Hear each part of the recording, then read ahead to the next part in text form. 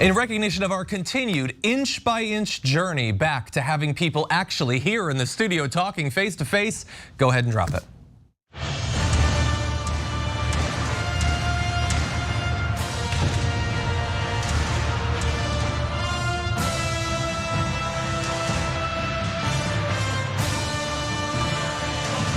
Yes, indeed. We not only have two awesome guests, but one of them is like right there. You can't. That was supposed to work, but it didn't work. But she's here. She's here. No, really fast, just so that I don't want either of our guests to feel bad. Adrienne may not be here. We really wish that she was, but it's great to have you on the show. Yeah, I'm excited to be here, without a doubt, even if I'm not there. Maybe eventually. Adrienne Lawrence here, that would be great. But we do have Francesca Fiorentini in the studio. I'm here. For the first time since... I'm getting used to cameras, I apologize. Yeah, it's a slow inch by inch, like I said. You have not been here since the beginning of 2020. No. Probably March, maybe February. Where is marijuana, damn it? I know, it's been a whole big thing. Justice for marijuana. We got a duck ate marijuana, then we got a small wolf cub ate the duck. It's a circle of life, and it's happening here at the studio. It's like the old lady that swallowed the fly, but exactly. Oh no, eventually there was a small woman. She later got eaten by a manatee.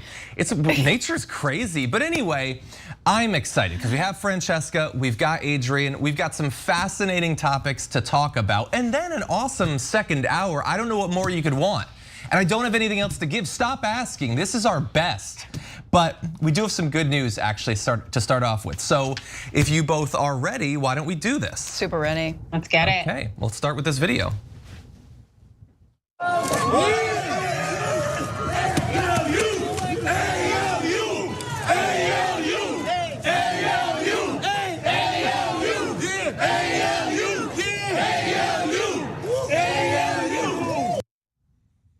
Wait, people celebrating in this economy? People happy, ecstatic? In fact, well, something big must have happened, and indeed, something big did happen.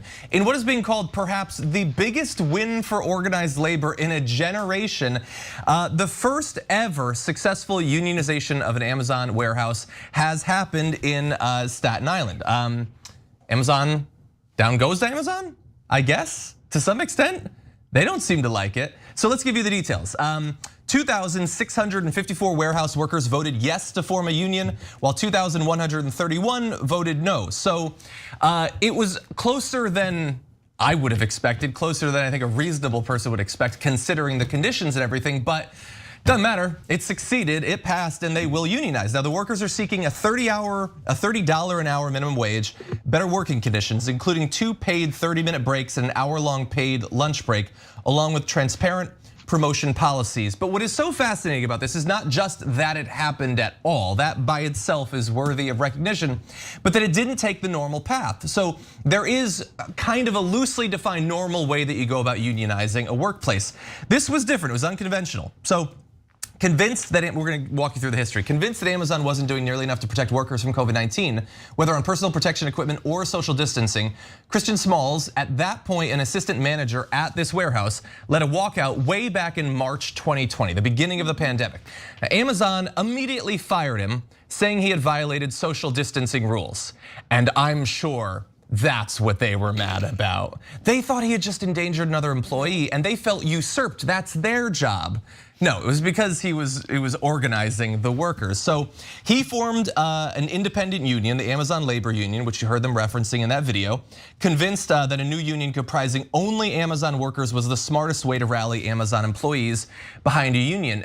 In most cases, including in previous attempts to unionize Amazon, there's been an attempt to join up with another like retail worker union. This was a totally from the ground up independent effort. And from the very beginning, Amazon was not just opposed to this, obviously they're gonna do that, but take a look at how they tried to take down this effort at unionization. Way back, and I remember us reporting on this, in a leaked memo of a meeting, Amazon executives, including CEO Jeff Bezos himself, said Smalls was, quote, not smart or articulate, and sought to create a media narrative around Smalls to make him the face of the entire union and organizing movement. Now, understand that demographically, many of the employees look a lot more like Smalls, young, black, Latino, working class, and urban, than Bezos. So weirdly enough, Bezos's complete detachment from reality sort of bit him on the ass. And maybe they were successful in making Smalls the face of this movement. It just didn't have the outcome that they were probably expecting. Now, we have a lot more on this, but I do want to know what both of you think about it. Yeah, I mean, it's too bad that I think that, the Amazon workplace video just didn't include, like more hip, young black New Yorkers that they could pay to be like, hey, what's up, guys?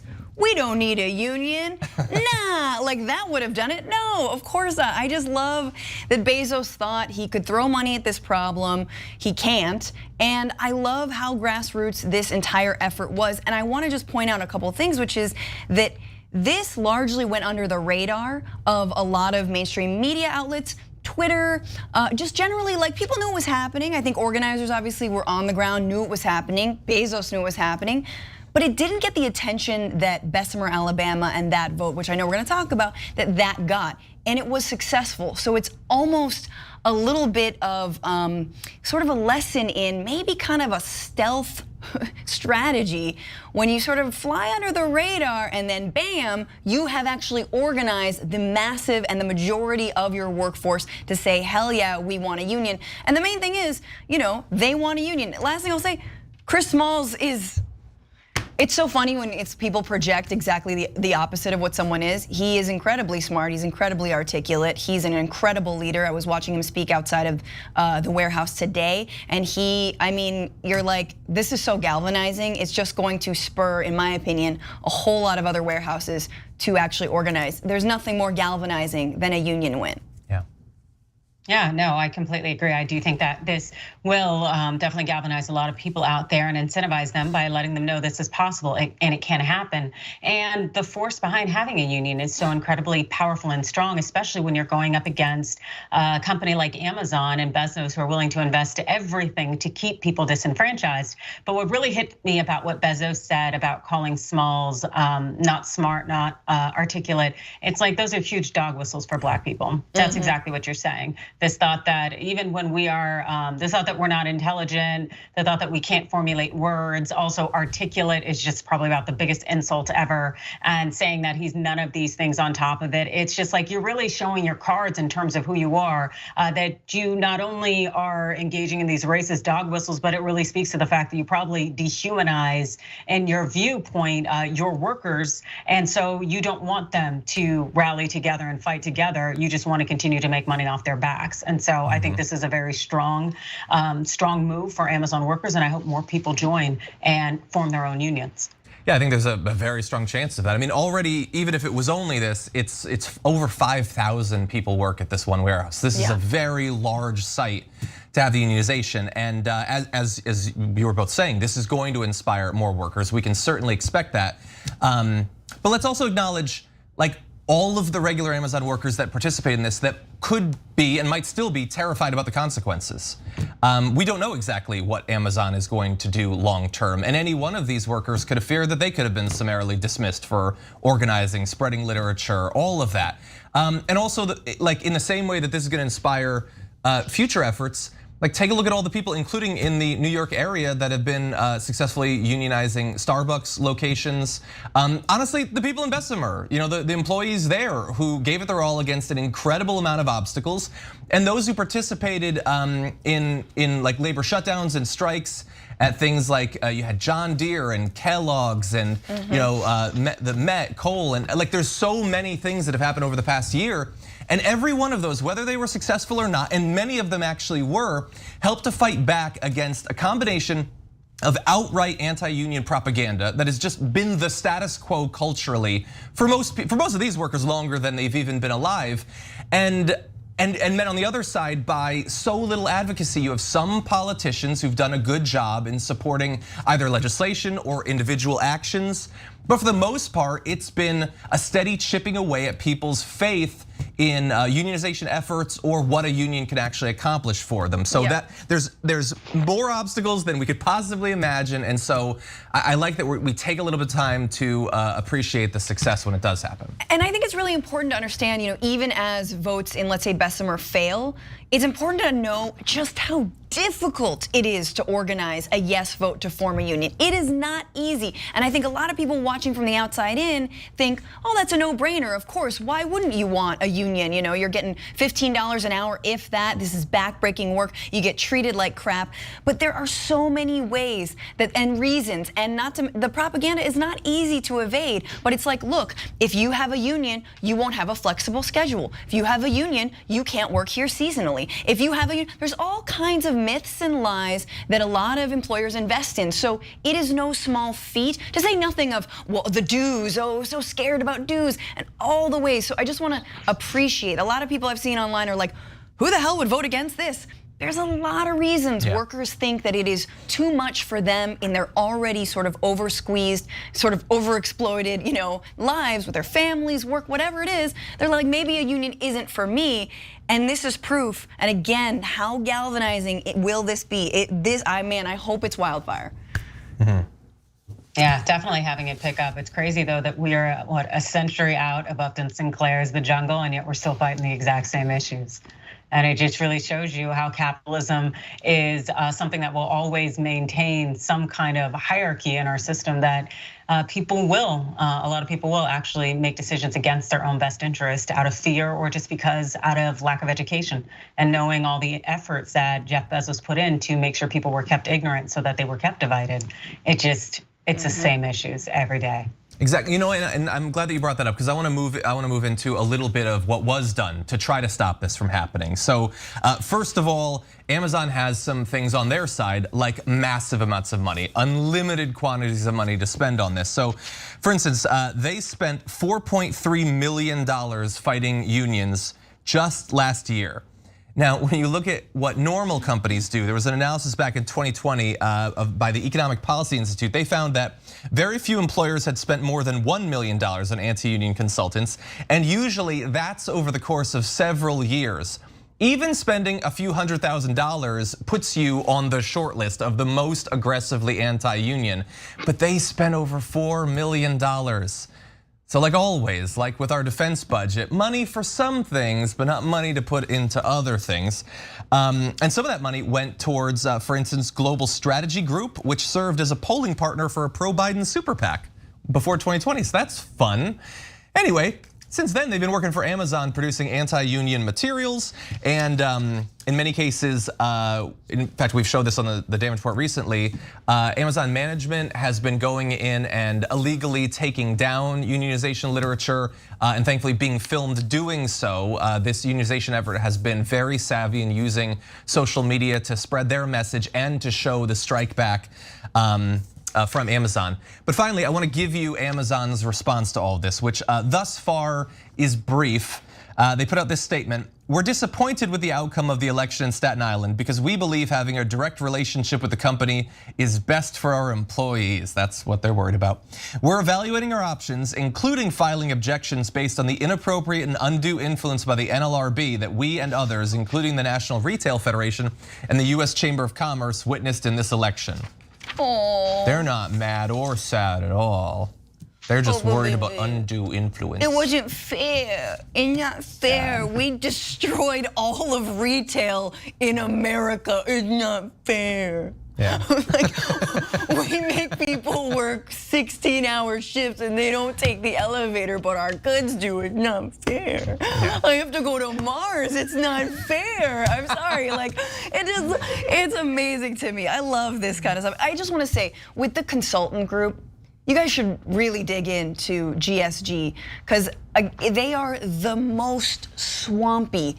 And I don't like that Trump has stolen this from us. The swampiest of the swampy consultant groups. And this is why Democrats haven't seriously taken up a lot of pro-union efforts. Biden's paid a lot of lip service. I think that's a small nudge in the right direction.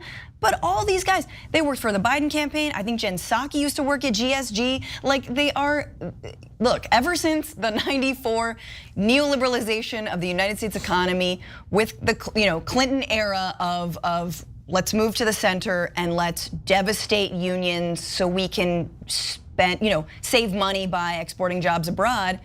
It's been a wrap. It's been a wrap for Democrats and being pro-union. They have not put any money where their mouth is. Yeah. Any final thoughts, Adrienne?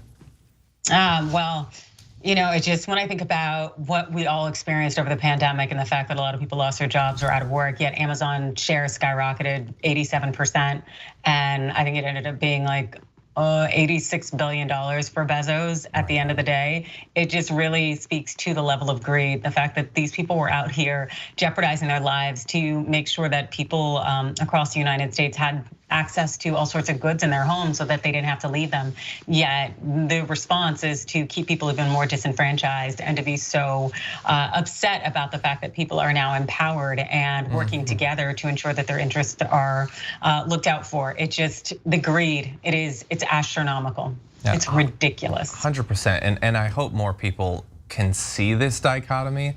Like there is this growing lionization of billionaires that I never understand, but like the love for Elon Musk. Bezos doesn't get quite as much of it, but he tries to look cool in his social media and go into space and everything. But like who do you actually think is fighting on your side? You think Elon Musk really cares about, it's people like this. John kicking the hornet's nest don't early DM in me. the broadcast. I'm not interested in it, but do you get that we live in a world where Bezos could literally be gazing down at our planet from his private spaceship, thinking about how entitled these workers are? That's the world we live in. Whose side are you gonna be on? I know being in space would be cool, but that's not the right answer in this case. Anyway, with that said, we do have to take our first break. When we come back though, we got a lot to talk about, including a possible opening for marijuana legalization federally, and Jen Psaki's got a new job coming up. We'll break that down after this.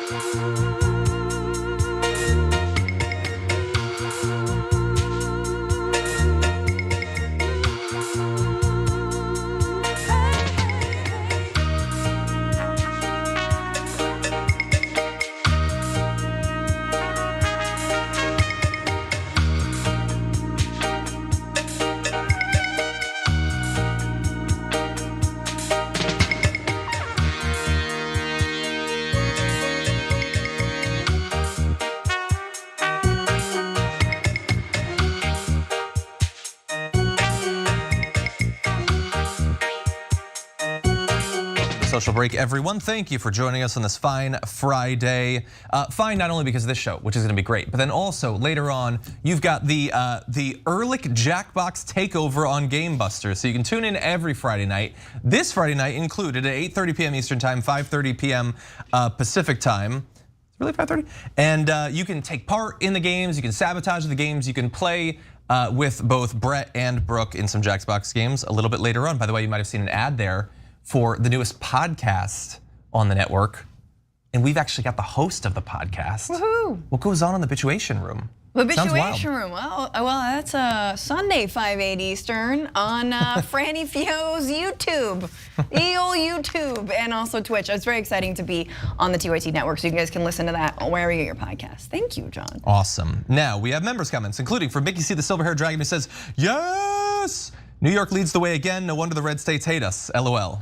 It's nice to feel good about your state. Shai Coltrane says, Adrian and Francesca, it's Femme Fatale Fridays. Triple F.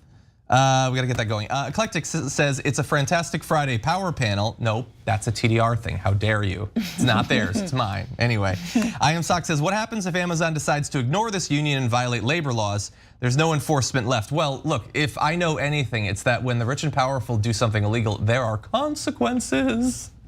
No, but that would be pretty high profile, I imagine. Right? Yeah. They wouldn't be able to get away with, well, we'll see. Anyway, over on Twitch, MasterCat PDX, subscribed for the 12th month, says, I'm a year in with Bezos bucks, all his bucks may he weep. Well, at least a few of them over time. Supreme Vero says, saw a funny tweet that said, hey Bezos, thanks, while you were in space we created a union. Exactly. He created a union with the Federation of Planets. Bleep Blump Ben subscribed for the 14th month. Oh, hey Ben, how's it going? Says, oh snap, 14 months, great to have you here. Christina gifted a tier 1 sub over on Twitch. Thank you, and thank you for helping us to grow our Twitch community. By the way, since we have a little minute, I will say that not only is the Bituation Room available as a podcast, but did you know all of our other stuff is, as well as the Damage Report. I know a lot of you like to watch live, we love having you in the live audience, but if you know one day you can't watch live and you want to consume it in your car, at the gym, something like that, consider it. Damage Report is a podcast, and if you like it, you can rate and review it on Apple Podcasts. Now, with that said, we do have a lot more to talk about, so don't go anywhere. You're really gonna enjoy these next stories.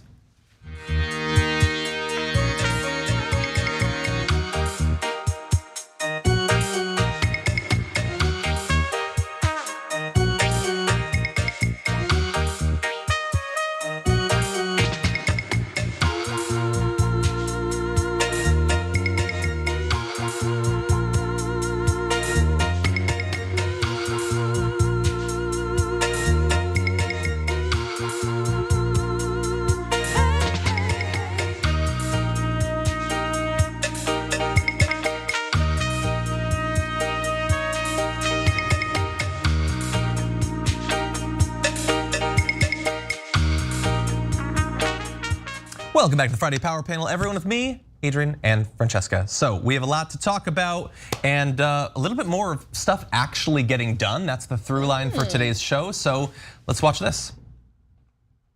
On this vote, the yeas are 220 and the nays are 204. The bill is passed. Without objection, a motion to reconsider is laid on the table.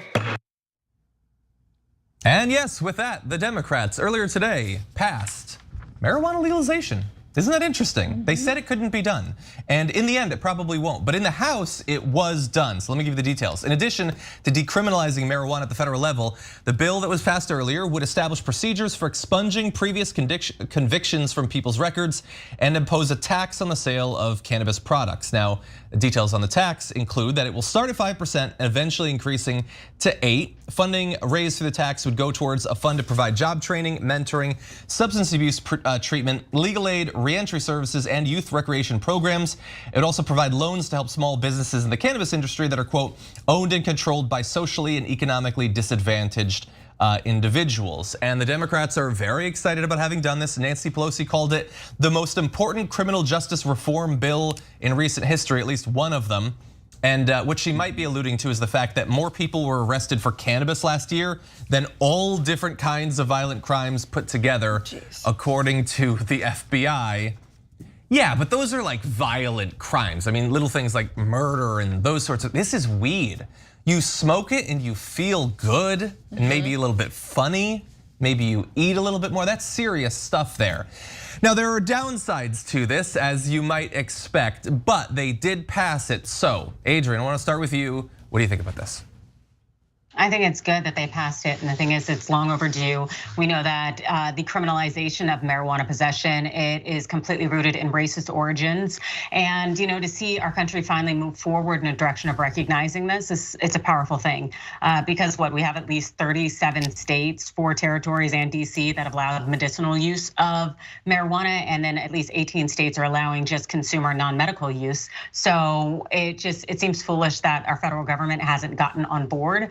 Also, when we consider the racist impact of marijuana use and the fact that Black people still remain more likely to be arrested for marijuana possession in all of the states, it really says a lot of this stuff is long overdue. Yeah. Yeah, I mean, I have a little clarifying question because I do want to draw the distinction between decriminalization and legalization. This is legalization, I'm all for it. And I believe if you are taxing something, it's legalization. Anyway, decriminalization simply just feeds another black market without allowing states to actually have businesses that sell cannabis and marijuana for all kinds of use. So I think that's really important.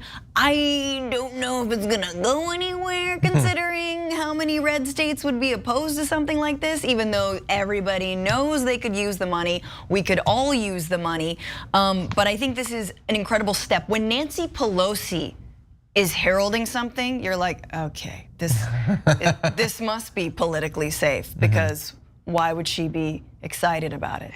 Yeah, it means that it's not only reasonable, but it should have been done 30 years ago. It's usually what that indicates. Exactly. Yeah, and you're right. The red politicians, at least for red states, will pretend that this is going to herald the apocalypse, even though I've done research. I actually embedded myself. I was gonna say I've done weed. I've also done that. No, I embedded myself in the white community for my entire life. You know what white people do?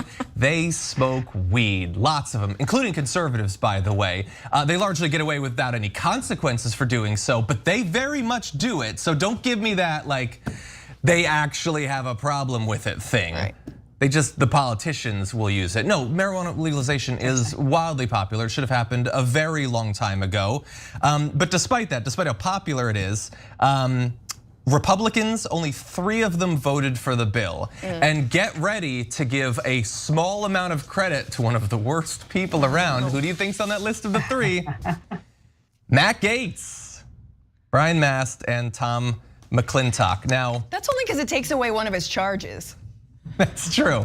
He was also very curious to how young can I buy weed for? Can they be young when I buy them weed? But anyway, he did vote for it. And look, that's consistent. He was in favor of legalization back when he was in just in Florida government, and he should very much go back to that. But yeah, 3 voted for it. 2 Democrats voted against it. Chris Pappas of New Hampshire and Henry Cuellar. Because in the midst of this primary against Jessica Cisneros, he just has to be the worst. 2 Democrats, hundreds in favor of it. And he believes, no, in my district, I want people to be locked up for this. It is Texas after all. They're not in our position. It's not like California over there in terms of legalization. Well, and not to mention a border district, right? Which could use and needs legalization and regulation and a decriminal, like it would do so much for allowing folks to go after large-scale drug traffickers and people who are just arrested for dime bags. Like what are we talking about? If you're actually, running on things like, oh, we're against narco corruption or whatever, come on. So I don't know, I just feel like that just ensures that your district is even less safe. So anyway, Cuellar.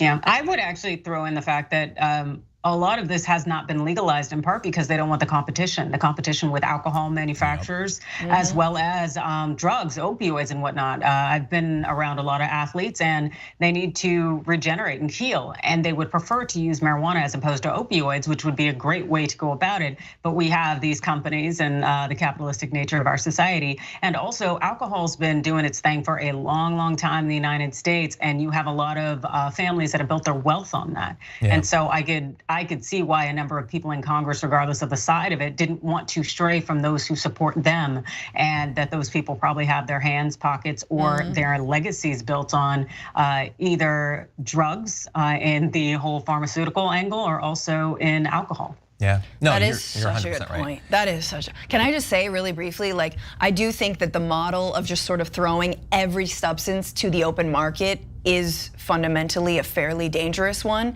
I think that we should be legalizing marijuana. However, implementing these kinds of taxes for things like substance abuse treatment and jobs programs, that is the way to go. And I think you're totally right, Adrian, that the alcohol industry is probably like, wait, are they gonna make us divert some of that money, right? Are they gonna hold us responsible for the amount of liver disease in this country, like whatever, or the amount of abuse of alcohol? So I guess I'm going back to the Uruguay model. Uruguay legalized marijuana a few years ago, studied all kinds of models from Colorado to Portugal to everywhere that it has been legal. And they have a very strict, look, you can't advertise this. You can use it, you can even grow it, but we don't want it everywhere so ubiquitous in the same way that alcohol is ubiquitous here in the United States. So just some food for thought as you all have the munchies. Yeah, I think that's fair. I think that they're free to do that. I personally think, like even in the states where it's been legalized, these are all half measures in a million different ways that we don't have time to get into. I'm perfectly fine with the advertising. Honestly, like there's not, if you were to take an alien and have them visit and show them alcohol and all of what alcohol does and weed, there's no way they'd be like, oh yeah, no, weed is the dangerous one. I've been conducting experiments on my own body for some time, alternating getting high and drunk. I tell myself it's gonna make me a better writer. That hasn't materialized yet, but I'm sticking with it. And there is no argument to be made that weed is more worse for your body, worse socially.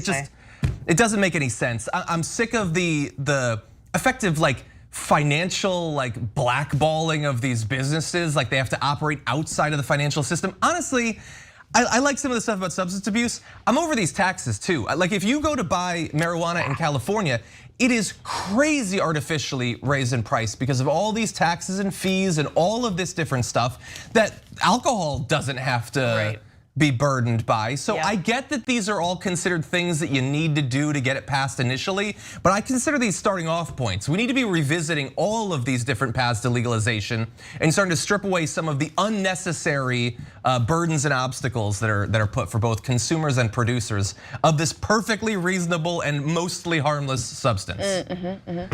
But anyway, we can have a little bit of fun right now because the Democrats did successfully vote it in, but the Republicans were not happy about it, and they tried to make the case for why this shouldn't happen. Take a look at this. I'm a pharmacist. I know addiction. I know, and I've studied addiction. I can tell you, marijuana is nothing more than a gateway drug. We have a Justice Department that is treating parents as domestic terrorists, spying on moms and dads who simply show up at school board meetings. We know that's going on, putting a threat tag label on parents. This designation, this label on moms and dads simply standing up for their kids. And Democrats are focused on legalizing drugs. That legalizing marijuana will force the criminal element to redouble their efforts into hard, more dangerous drugs to replace the profit that's been lost from marijuana.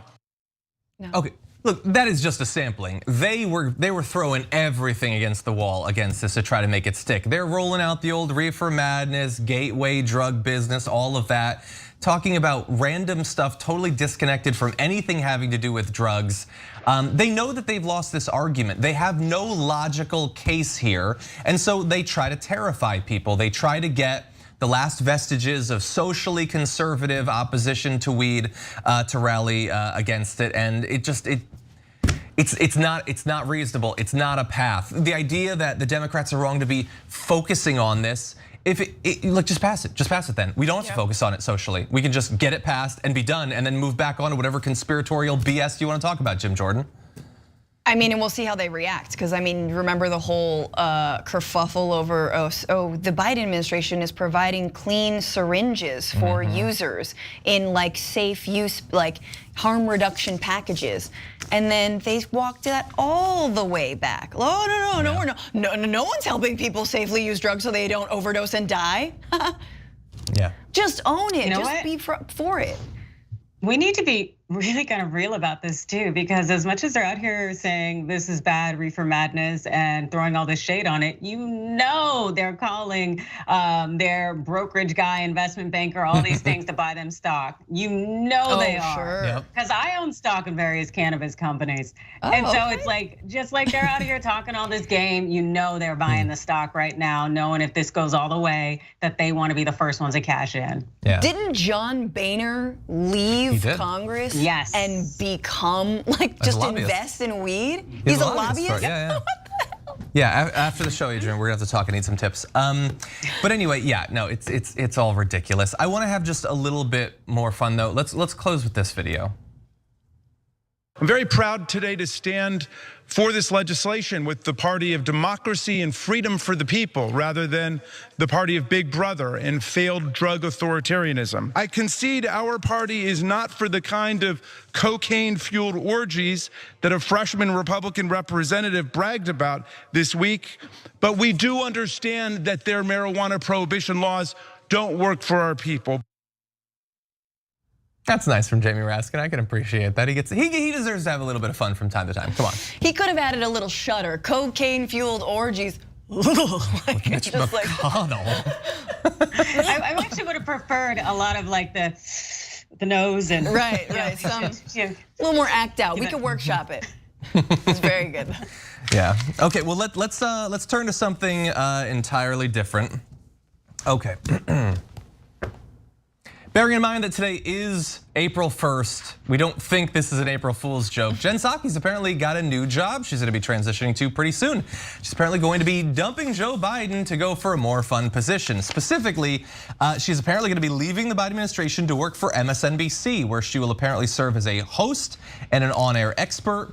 The departure, first reported by Axios, is expected this spring, and here's how it's gonna look in practice. Psaki will host a show for MSNBC on NBC Universal streaming platform Peacock.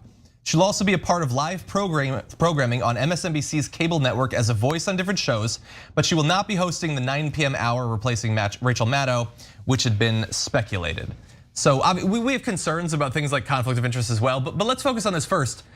Has she done on, like I understand that she talks to the press and everything, but isn't it kind of amazing that not only is she ditching the politics to just do a show or whatever, but immediately into being a host? It's not the normal thing like you bring in Mick Mulvaney to be an on-air contributor or something. She's just straight up gonna be hosting a show right off the bat. Yeah, but it's on Peacock, so nobody's gonna watch it. Hey. Oh, sorry, that's mean.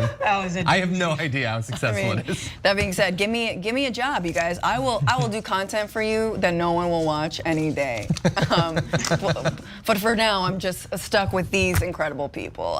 No, it's so of course. Like where is Cenk to say that? We need that. Like this entire idea that like, oh yeah, journalists, well, they really have to protect their access, because they need access to the White House, and you have to walk this fine line. No, there is no more division. When like the weirdos say MSDNC, like please give them a reason not to tweet that all the time. Like it is feeling like MSDNC. You've got Simone Sanders, who worked on the Kamala Harris campaign and the Biden campaign on Peacock again and MSNBC, and now Jen Psaki. Like where is the dividing line? Why is it always a politician's child or someone who just straight up came from the White House? Come on, any kind of independence. Hello, Fifth Estate, anyone?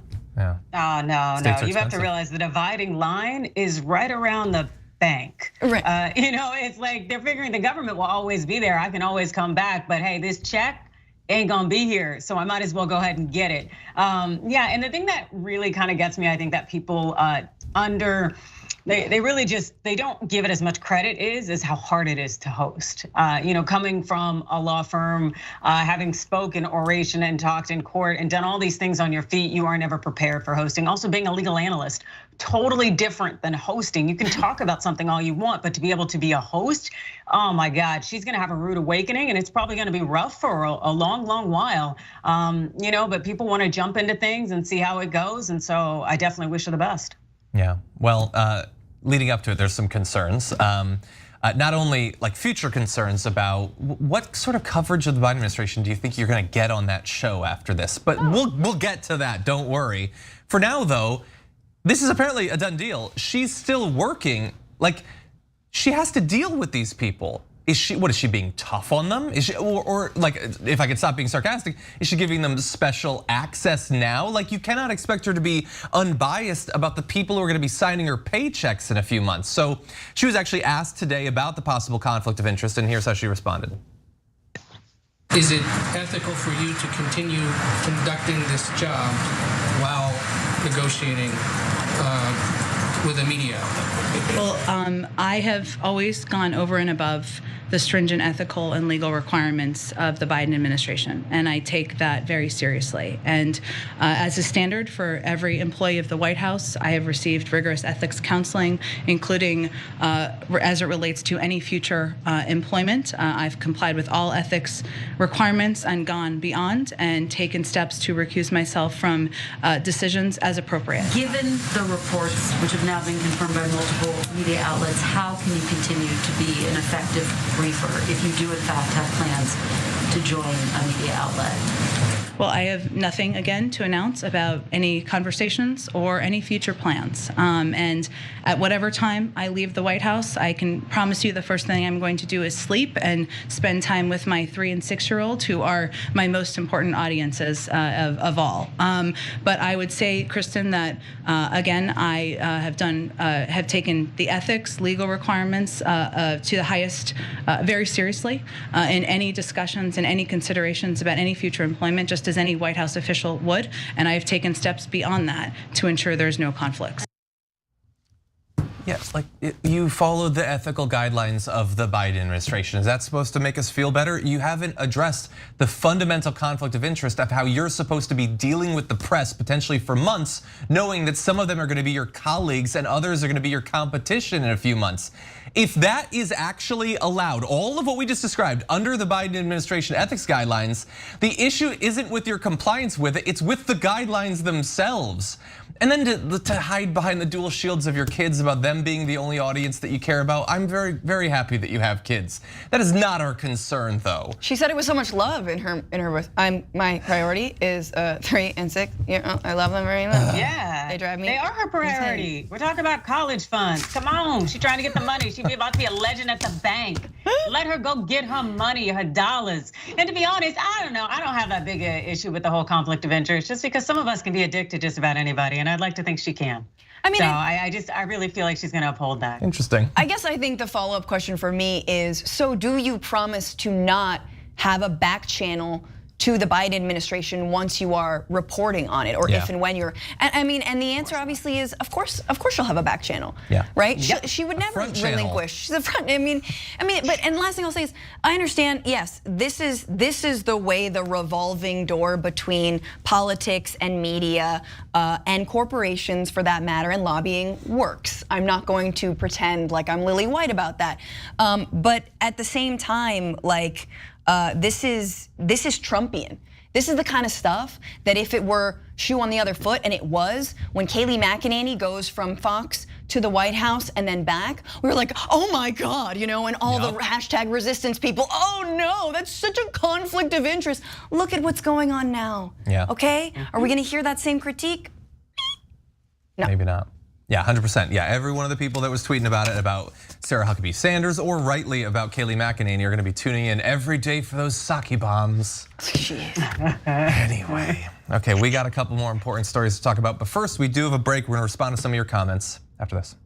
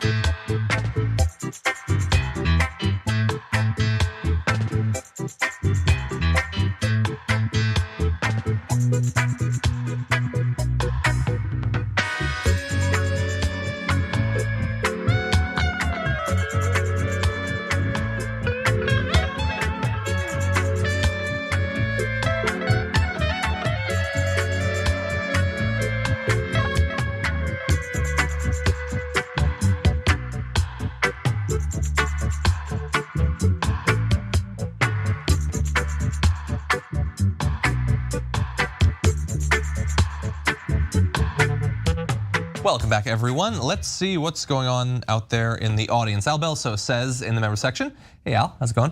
Says Canada legalized pot for over 3 years now, and as you can see, we haven't fallen apart.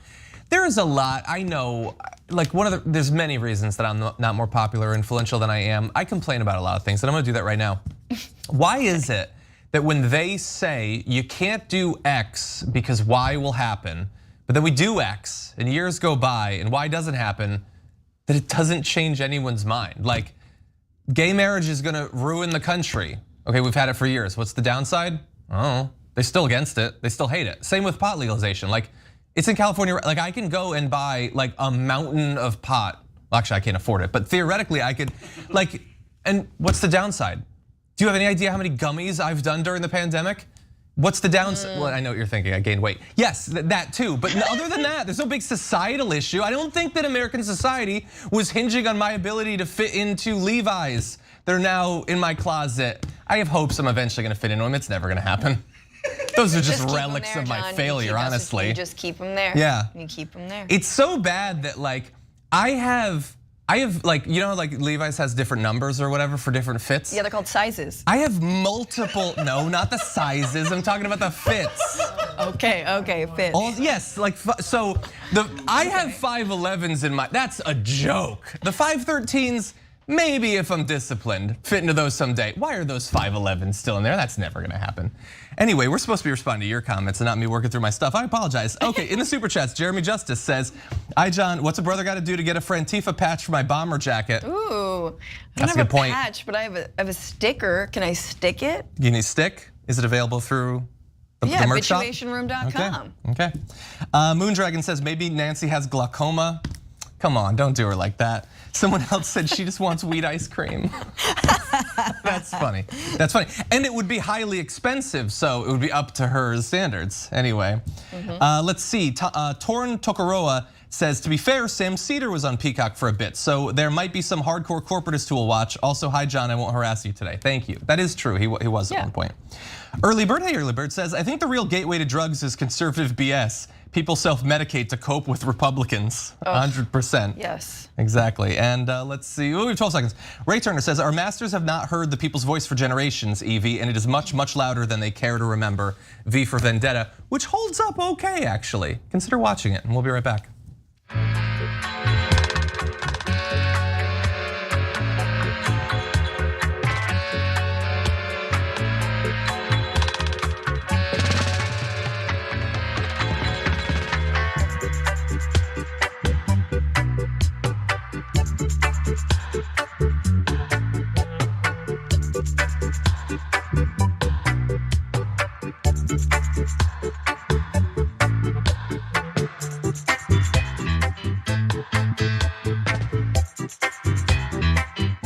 Welcome back, everyone, to what remains of the show. We're gonna be talking about policy, but mostly about Levi's. Anyway, I'm John Adarola. Francesca and Adrian are joining me. Thank you both for being here. Do we have the second hour people? We don't, but they're gonna be awesome. You can count on that. And first, you can count on us to cover some important stuff like this.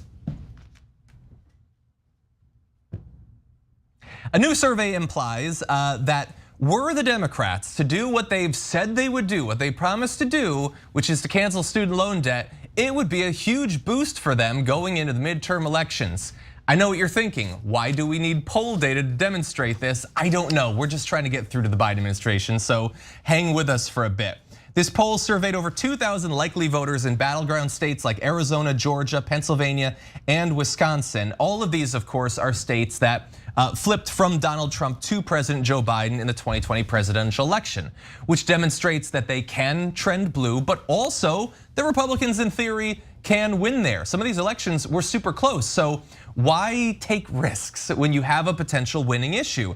And in fact, they do. Respondents were polled on how likely they would be to vote in the November general election should Biden implement a range of policy measures related to student debt, and it found that 45% of them would be somewhat or much more likely to vote if Biden cancels $10,000 in student debt for every federal borrower, which he pledged to do on the campaign trail. Now, that is not the amount that activists are asking for.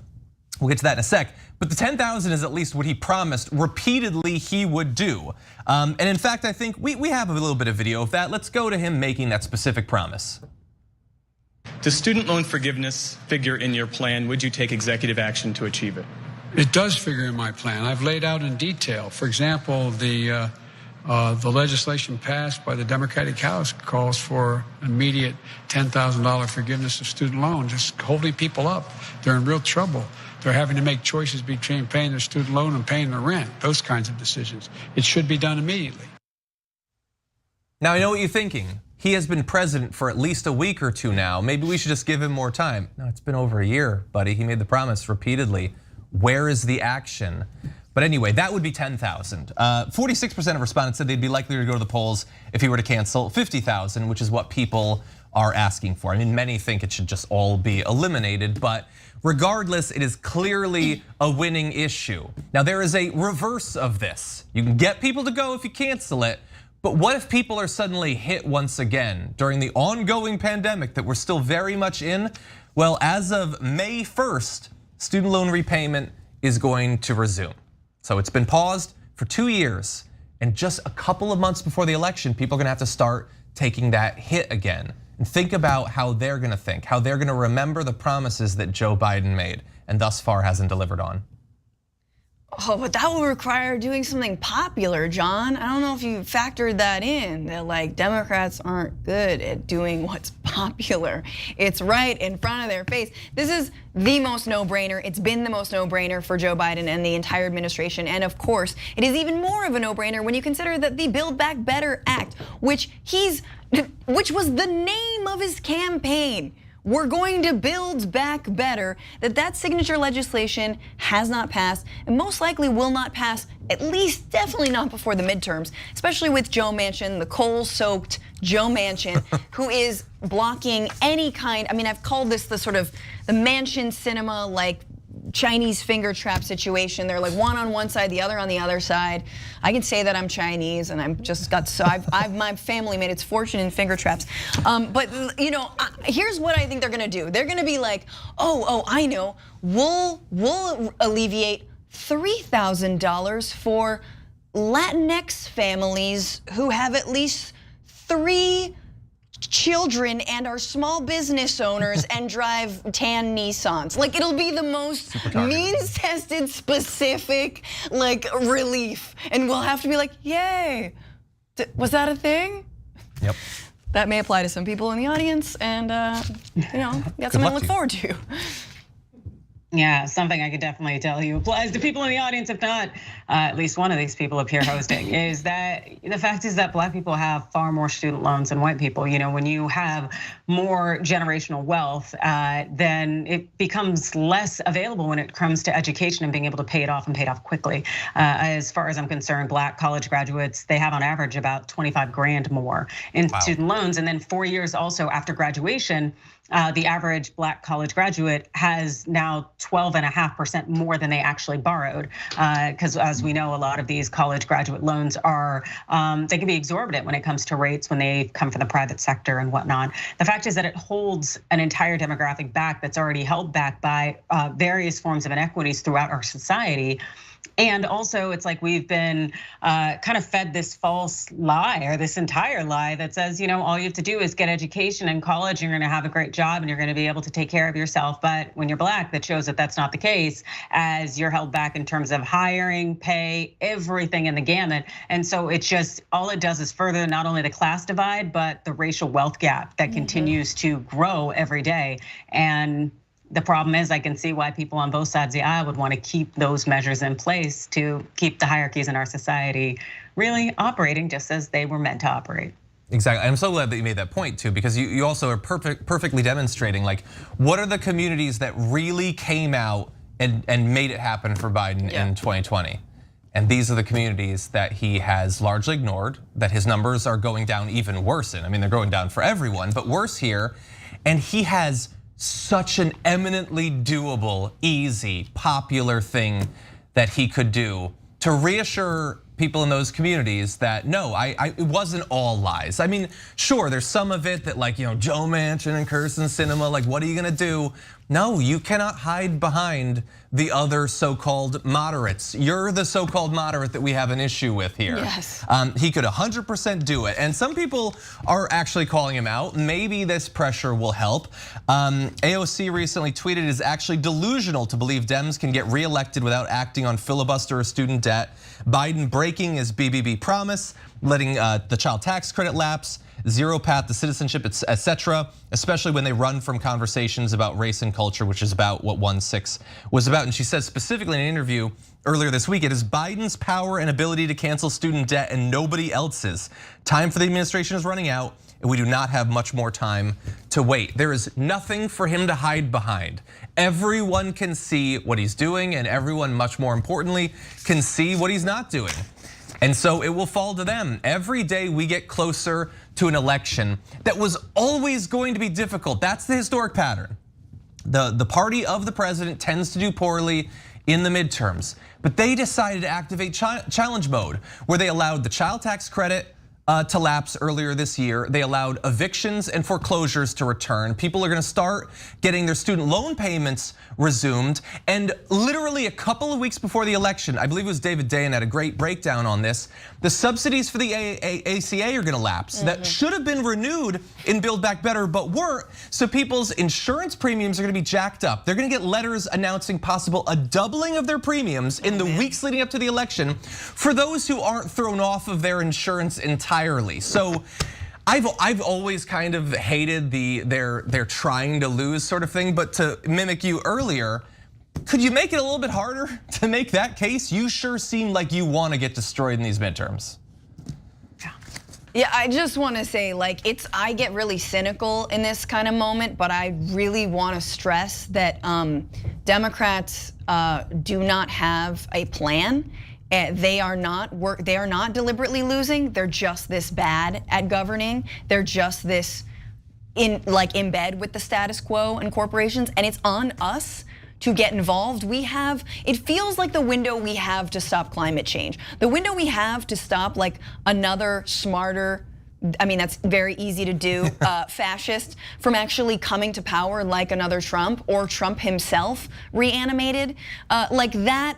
That window is closing. And again, I've said this, but we're sleepwalking into actual fascism in the United States if we can't get any of this stuff done. AOC is absolutely right. I know Naomi Klein, who I've had on my podcast, is just like, look, if there is a window, there's a window here, and the pressure matters. I know it's fun to be cynical. I know it's fun to sort of just be on Twitter like, I knew they weren't gonna do anything. No, I would just say get involved.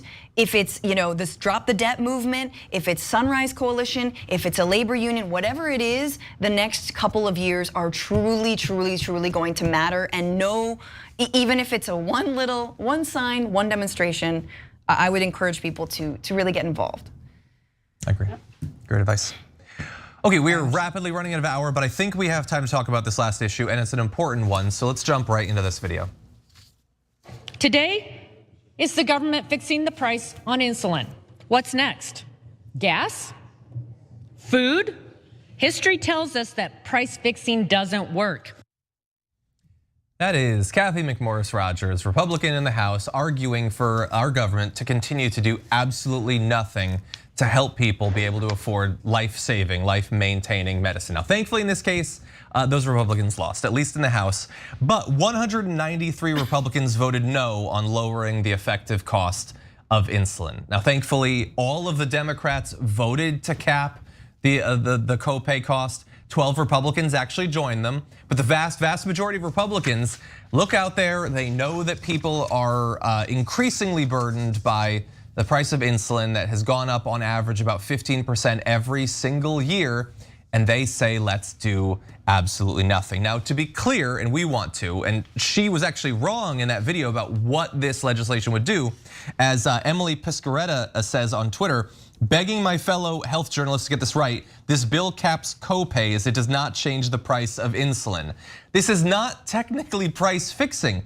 All this means is if you have private insurance or Medicare, how much you pay in copays per month on insulin will be capped at $35 at most, potentially lower, but that's at most. It's not changing the price at all. So let's just bear that in mind. it also, on the other hand, means that even if this does get through the Senate, which, the Senate, this only affects people who have private insurance or Medicare. There are plenty of people who are not going to find it any easier to get their insulin. So it's a win to some extent, or at least it puts us on the path to a win, but let's bear in mind all of that. Now, really fast, as I said, it would cap it at $35. There's a few numbers, and look, we went over this on TDR, but they're just too important to miss here. According to government data, insulin costs about 800% more in the US than in other developed countries. And while the US represents only 15% of the global insulin market, it generates nearly 50% of the industry's insulin revenue, which is awesome if you manufacture and sell insulin, if you effectively have a monopoly on that. But if you're one of the many millions of people who desperately need insulin and are always going to, this is a terrible situation. So it's good to see the Democrats at least doing something. What do you think? Well, I think in terms of the fact that it's at 800%, like, that blows me away, but at the same time, that's so on par for exactly what our nation represents. And the fact that it's willing to price gouge people on something that they need to be able to live, it's sad that it's only happening now in terms of there being efforts in Congress to get something like this passed, and the fact that it doesn't even limit insulin in terms of the amount of money it's gonna cost, just the copay itself. We are so tethered to a system that is so much just less about humanity and more about money. Yeah, and Republicans know that.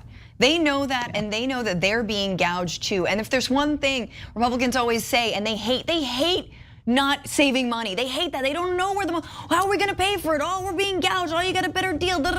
I had, like it's. So this is something they agree on, and they're being disingenuous to everybody when they vote no on this. And I think if you have family members who need insulin, who rely on insulin, even if they don't, even if whatever, it doesn't matter. If they're just Republicans, give them this, give them that vote and show it to them and say, look, this is how Republicans, this is what they think about us getting affordable meds. Yeah. Right? Because you can't refute that vote. Why are they doing that? I talked to politicians in Utah, right? This was for my MSNBC special. We won't talk about it. The point is, where they were like, look, it is cheaper for us as employers, state employers, to send our state employees to Mexico, put them up in a 5-star hotel for 3 days, fly them back first class, to and from first class, and so that they can go buy their insulin or their Humira or any other jacked up pharmaceutical that we have in this country, and then come back. The state wants to save money. Utah's a red state. Yeah. And they know that. And it's the one thing, again, it's super partisan. They're just doing it because they're partisan hacks. 100%. Now it'll go to the Senate, and yeah, Manchin, Cinema, I'm sure they're gonna be big fans of this and all that. But look, we wanna see the Democrats doing something. We've been pressuring them to do something. Now we just gotta keep on pressuring. The fight doesn't end, but at least the fight is happening. Now with that said, we unfortunately are out of time, but I wanna thank both of you for joining me. Adrian, host of Overruled, where can people watch more of your work? You check me out at Rebel HQ, and then kind of just filling in on a bunch of different shows. All over the place. And Francesca, what's happening on the Habituation Room this Sunday? What is happening? We have comedian Katrina Davis, and we also have someone talking about a new study. Turns out homelessness caused by a lack of houses. No. Crazy. I mean, it's really revelatory stuff, but we're gonna have him. He's a professor at University of Washington. He's gonna talk about the homelessness crisis. I'm gonna have to look at that study. Yeah. But anyway, definitely check that out. Thank you everyone for joining us. Second hour is coming up right after this.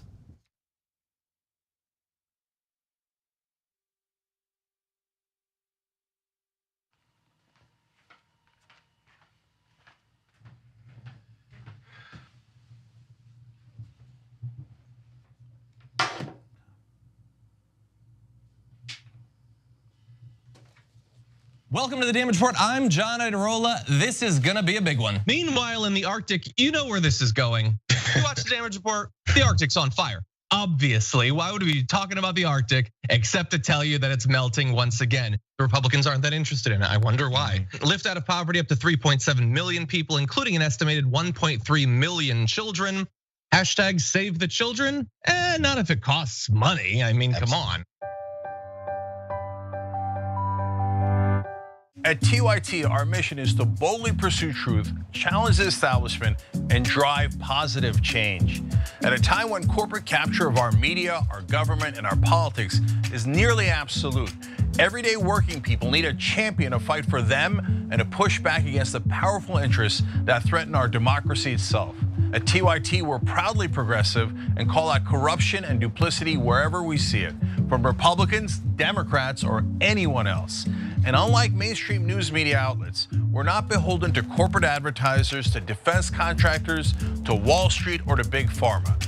We only have to answer to our audience, and for nearly 2 decades, we've accomplished that by delivering honest, timely, and insightful perspectives on the day's news without fear or favor or concern for whose toes we might step on or which powerful elites we might offend. And while we're super serious about the news, we also manage to do it in a way that is fun and lighthearted. We can do this together and serve our audience, and yes, have fun doing it.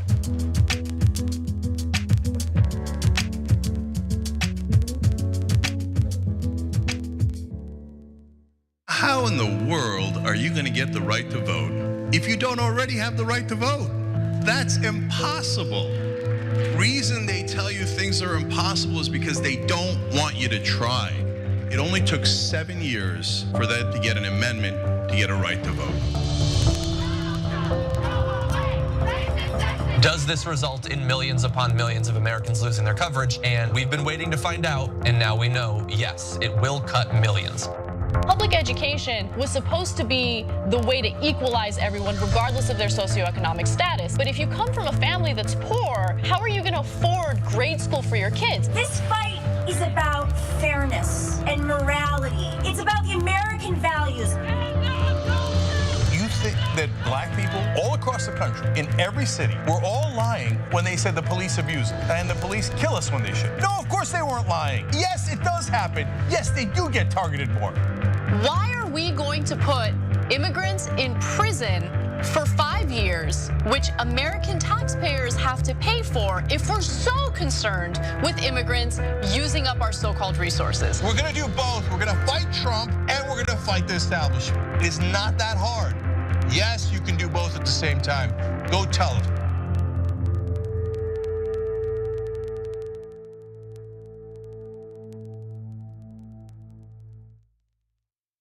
ShopTYT.com has new shirts like this one. And you're thinking, Cenk, what is that one? I can't see it other than the black. Yes, so I'll show it to you.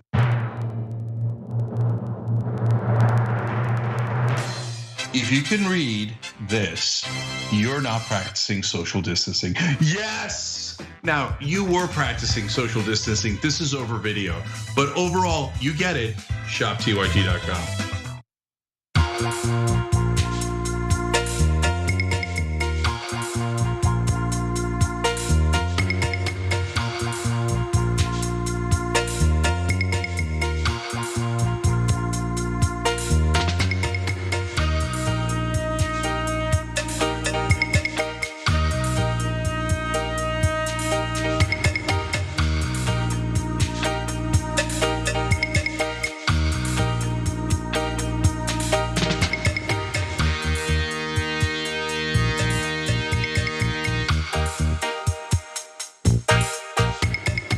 What's going on, you guys? It is the second hour of the Young Turks.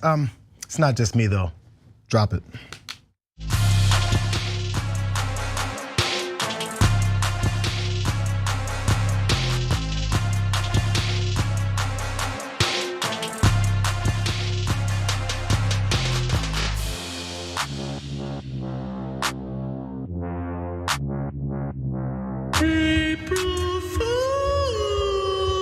Like it's 6 a.m. or something, and I'm half asleep, and I'm trying to figure out the best way to make sure we bring all these folks in. But we do have a great power panel for you guys today. It is Lance from the Serfs that you see over there on your far left. Also right there in the middle is Rayyvana. She hosts Ray Actions on Twitch. Also a TYT contributor as well. What's up, you guys? Happy Friday. Happy Friday. Thanks for having us. Happy Friday. Lance, Happy April Fools. Yes, thank you. No, you haven't been able to, Lance, particularly, you haven't been able to see that intro in person, but we're gonna have to remedy that because I think you're missing out, bro. I think you're missing out. Ray has been there, so I mean, she can tell you about all the fun that we have. 2 times, check that out, you know? So we'll figure that out. We're gonna remedy that situation, but until then, we're gonna go ahead and have a fun show today. Happy April Fools. I always forget when it's April Fool's Day. It used to annoy me. I've gotten over it, it's fine. Especially with that beautiful intro. Of course, I'm the host of The Watch List as well, as you guys saw there. We do that every day at 9 a.m. Pacific time, noon Eastern. Just let you guys know. Might as well go ahead and plug that since you guys did that to me. Let's jump right into some stories. We've got a lot to talk about, and I can't wait to hear what you guys have to say about it. Let's get it going. Donald Trump looks for a way to capitalize on any opportunity to make some money, especially when it comes from someone else's work. You know, he might as well go ahead and make sure that happens. So now the latest example is that a New York Times expose about his official White House photographer. She took thousands of photos of him and everything that was going on, and she wanted to publish a book. Pretty normal thing for a photographer to do. But before she could do that, he wanted to profit off of her work, because why not? His name is Donald Trump. Let's look at some of the details of this situation as he dove in. As President Donald J. Trump's tenure came to an end, the chief White House photographer, Shalea Craighead, who had traveled the world with him and spent countless hours inside the White House snapping pictures, notified Mr. Trump's aides that she intended to publish a book collecting some of her most memorable images. Now, a lot of official photographers from every White House since Ronald Reagan, they published their own books. This is not a brand new thing. But Trump didn't follow this tradition of allowing this to happen because money. Now, first, aides to Mr. Trump asked her for a cut of her book advancement payment in exchange for his writing a foreword and helping promote the book. That's according to former associates of Trump. Then his team asked Ms. Craighead to hold off on her book project to allow the former president to take Ms. Craighead's photos and those of other White House staff photographers and publish his own book, which is now selling for as much as $230 each. Let's check out that book that he's now selling for $230 a piece. I'm sorry, it's $229.99 with his scribbled signature there next to it. So, it includes no photo credits until the very last page, where he acknowledges that the White House about the White House photographers, and some of his aides are now speaking out, as I guess they had the courage to now do, and that includes Stephanie Grisham. Shay is a very talented photographer, and this was really all of her hard work. I just keep thinking, what a shame that he's actually not profiting off of it. But then again, this is the guy who is hawking caps and all kinds of stuff right now to raise some money for himself. Even Trump's representatives, they're not denying that he did this. How could you? They did say Taylor Budowich, who's a spokesperson for Trump, did not dispute that an aide had discussed the possibility of Mr. Trump writing a foreword for Craighead's book and perhaps taking a cut of her advance. Her tentative deal with the publisher involved an advance in the hundreds of thousands of dollars, one industry executive said. Instead, Mr. Budowich said, Mr. Trump decided to first do his own book, a separate deal that came with a much bigger multi-million-dollar advance. So now you're beginning to see the reasons why he decided to undercut Ms. Craighead and her situation there with these photos that she did take. Also, he says that Trump published his own book because he's that artistic. He's an artistic guy. President Trump has always had an eye for a beautiful and engaging curation, which came alive through the pages of his book. And here's the thing though, I guess some people may wonder, you guys, if he did something illegal, he's taking her work. This was the creative art that she did. She was taking pictures of him and things that went around through that administration, but it is not illegal. There's no legal prohibition on Trump assembling and publishing photographs that a White House staff member took during his tenure. Under federal law, these photographs are considered in the public domain and not subject to copyright. But in dealing with Ms. Craighead, Mr. Trump appears to have become the first former president to try to make money from a book planned by a former White House photographer. So I mean, for people that are gonna buy this book, it's probably some fascinating pictures, no matter how much you liked or disliked this particular president and his policies. It's probably also a definite level of artistic nature to this. But I wonder if this is gonna turn off people from buying this. What do you guys think? I think that quote from the Trump spokesperson is so rude. To like, first they're stealing the labor, the work, and the art of this White House photographer because they know that they can get away with it legally. But they're also he's also giving Trump the artistic credit. What does he say? That Trump's always had an eye for beautiful and engaging curation, and they came alive. He didn't. I very highly doubt he picked the pictures in that book. But I mean, even if he did, he didn't take the pictures. He's not the artist. The photographer is, and they're just undermining, her ability to make the book. Because now she's saying she's not going to, or she's at least holding off on it, and profit off of her hard work. And just because it's in the public domain and they know they can get away with it legally, they've done it. And very much to the detriment of this person who actually did all of the work. Yeah, I think you put it really well.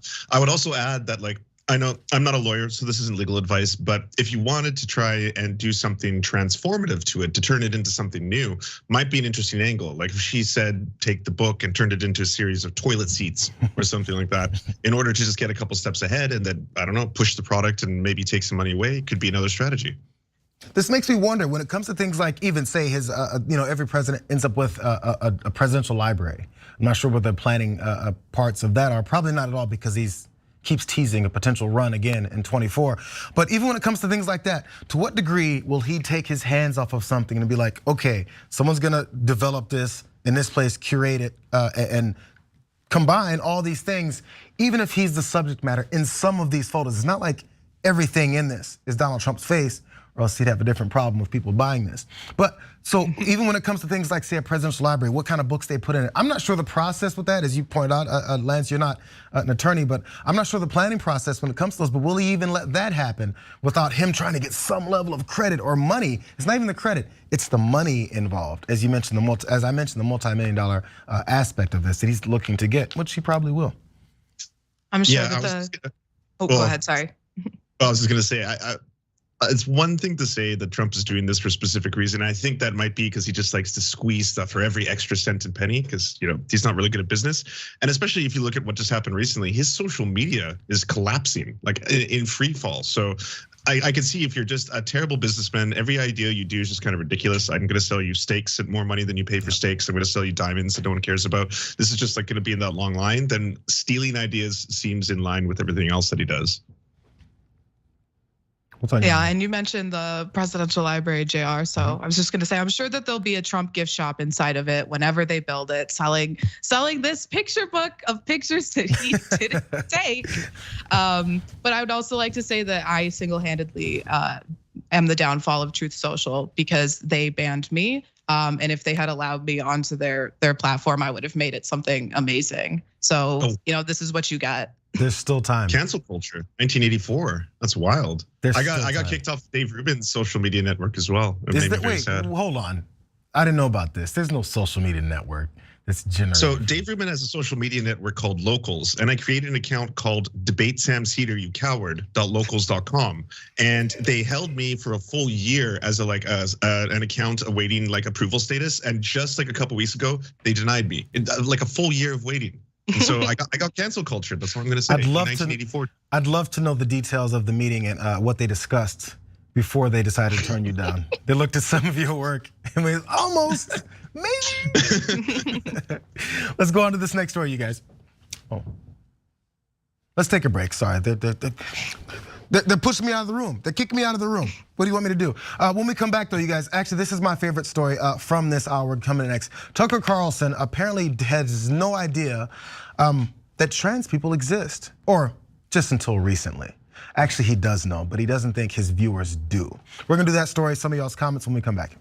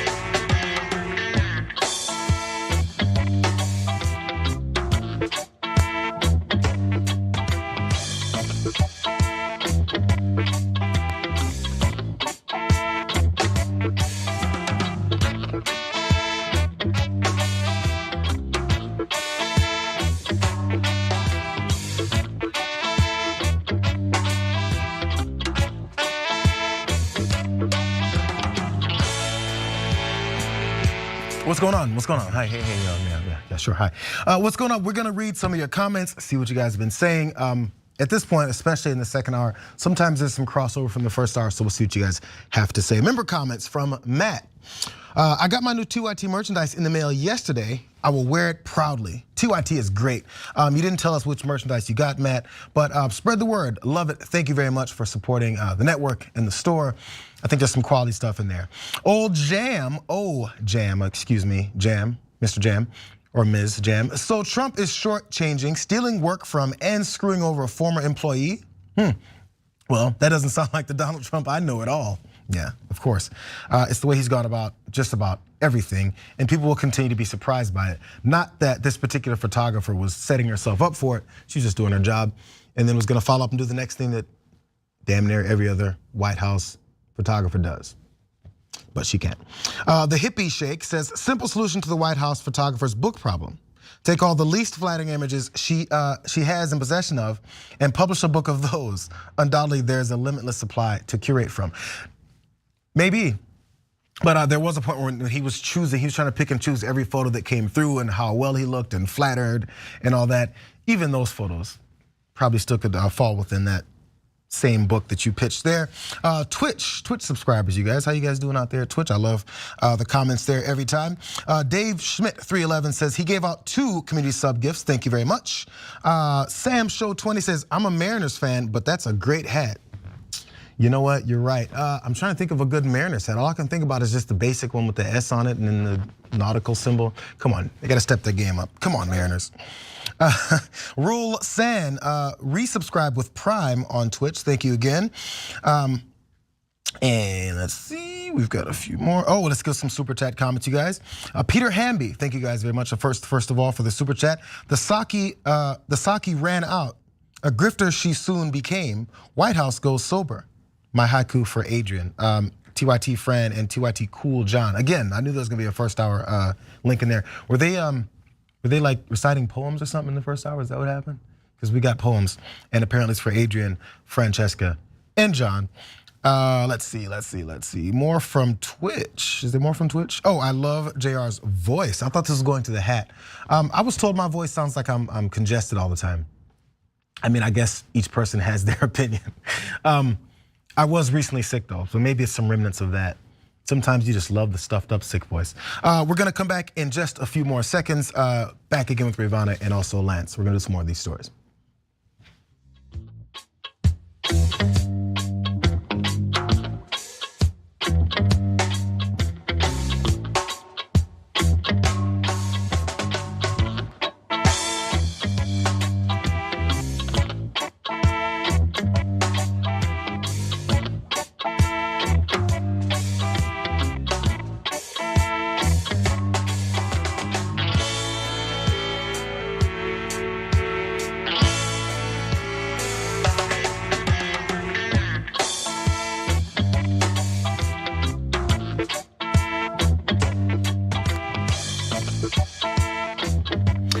How you guys doing? Back on the Young Turks. I was about to say the watch list, Jesus.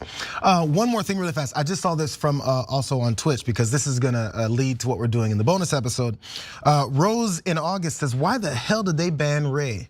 Well, Ray, you didn't get a chance to tell us about Truth Social and how you were banned there. And also Lance, I'm still a little bit in disbelief. We're gonna have to get some images from this particular social media site you're talking about. You were also kicked out of, or rejected from suggesting things from. We'll get into all that also in the bonus episode with one extra story as well. Can't wait to talk to you guys there. We like to lay back and loosen up a little bit, especially on a Friday. Let's jump into this next story. Today, we're announcing even more steps, but there's always more work to do to end the epidemic of violence against transgender women of color and girls of color, to ensure transgender seniors can age with dignity, and to finally pass a bipartisan Equality Act to help transgender persons around the world live free from discrimination and violence. There is President Biden just yesterday, and he was talking about the Trans Day of Visibility. And also, as you heard, he's talking about having some equality, to pass the Equality Act to help transgender people be free of discrimination and violence.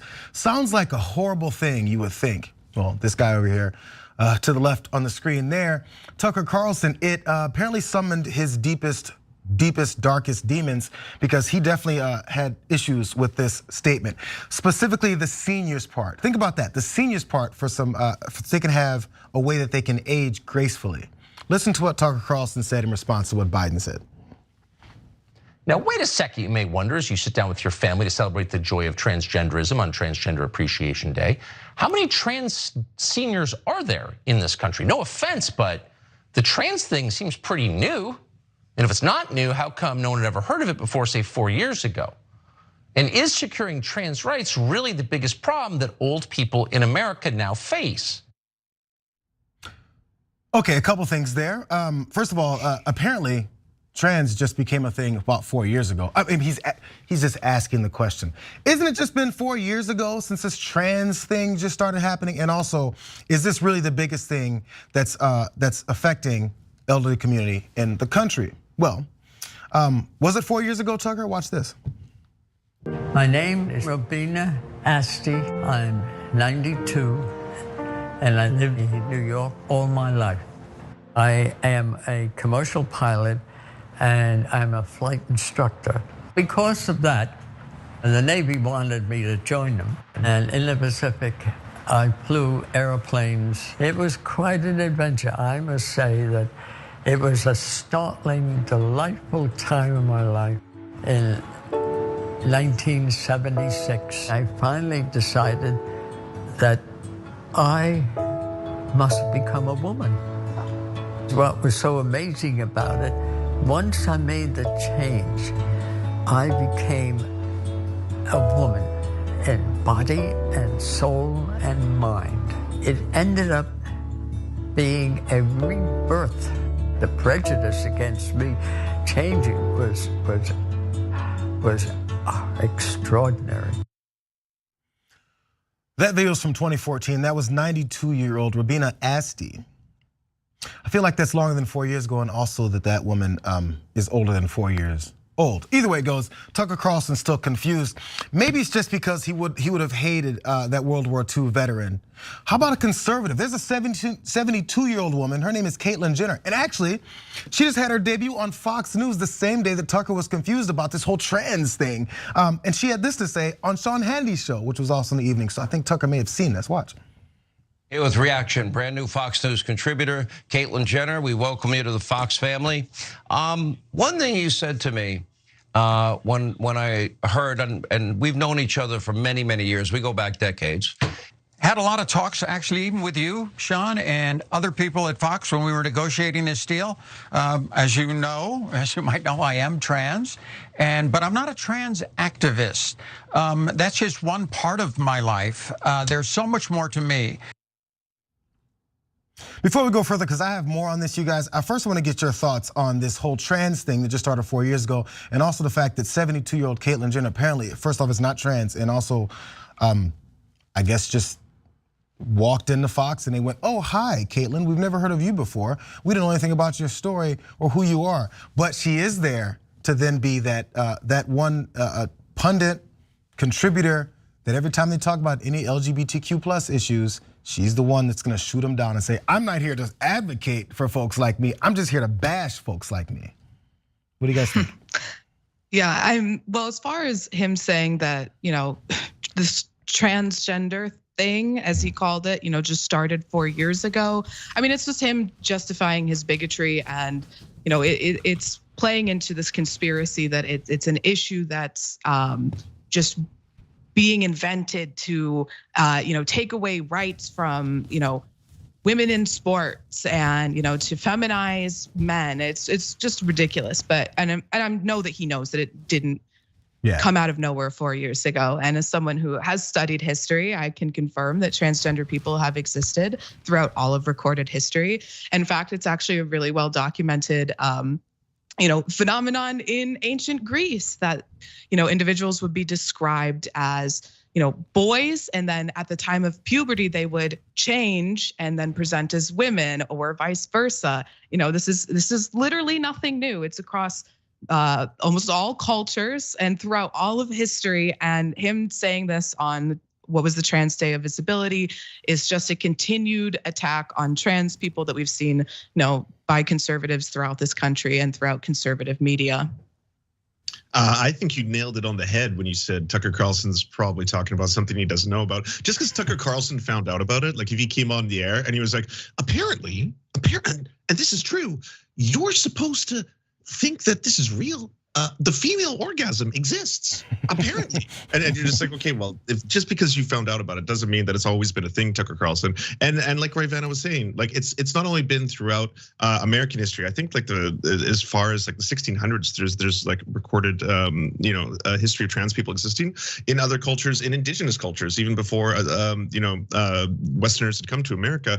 There was concepts of two-spirit culture. Two-spirit individuals. I know that term technically is Ojibwe, and it comes out in the 1990s, but it's referring to something that was prevalent in a lot of indigenous cultures where you would have multiple people who may not identify with either gender or identify with both, and they were revered instead of shunned, as Tucker Carlson wants to do. It's almost like it's a society factor here, and this is the way it works. Now, any folks that have been disenfranchised throughout any society's history or culture, and then there's some level of recognition of those folks. The ones who've always been in power want to make sure those people are invisible, stay invisible, or act like they're not really existing, so there's no support for their issues or what they've experienced and the things that have been done to them. It's why you have him saying, what, it's just happened 4 years ago? In other words, they don't exist, so there's nothing for you to be concerning yourself with as society progresses and actually acknowledges and realizes the things they've gone through, because we listen.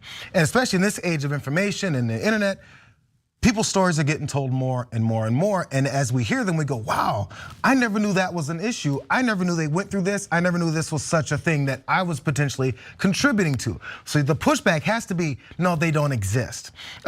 Jesse Waters, I think last week, was talking about when they passed the lynching, anti-lynching legislation.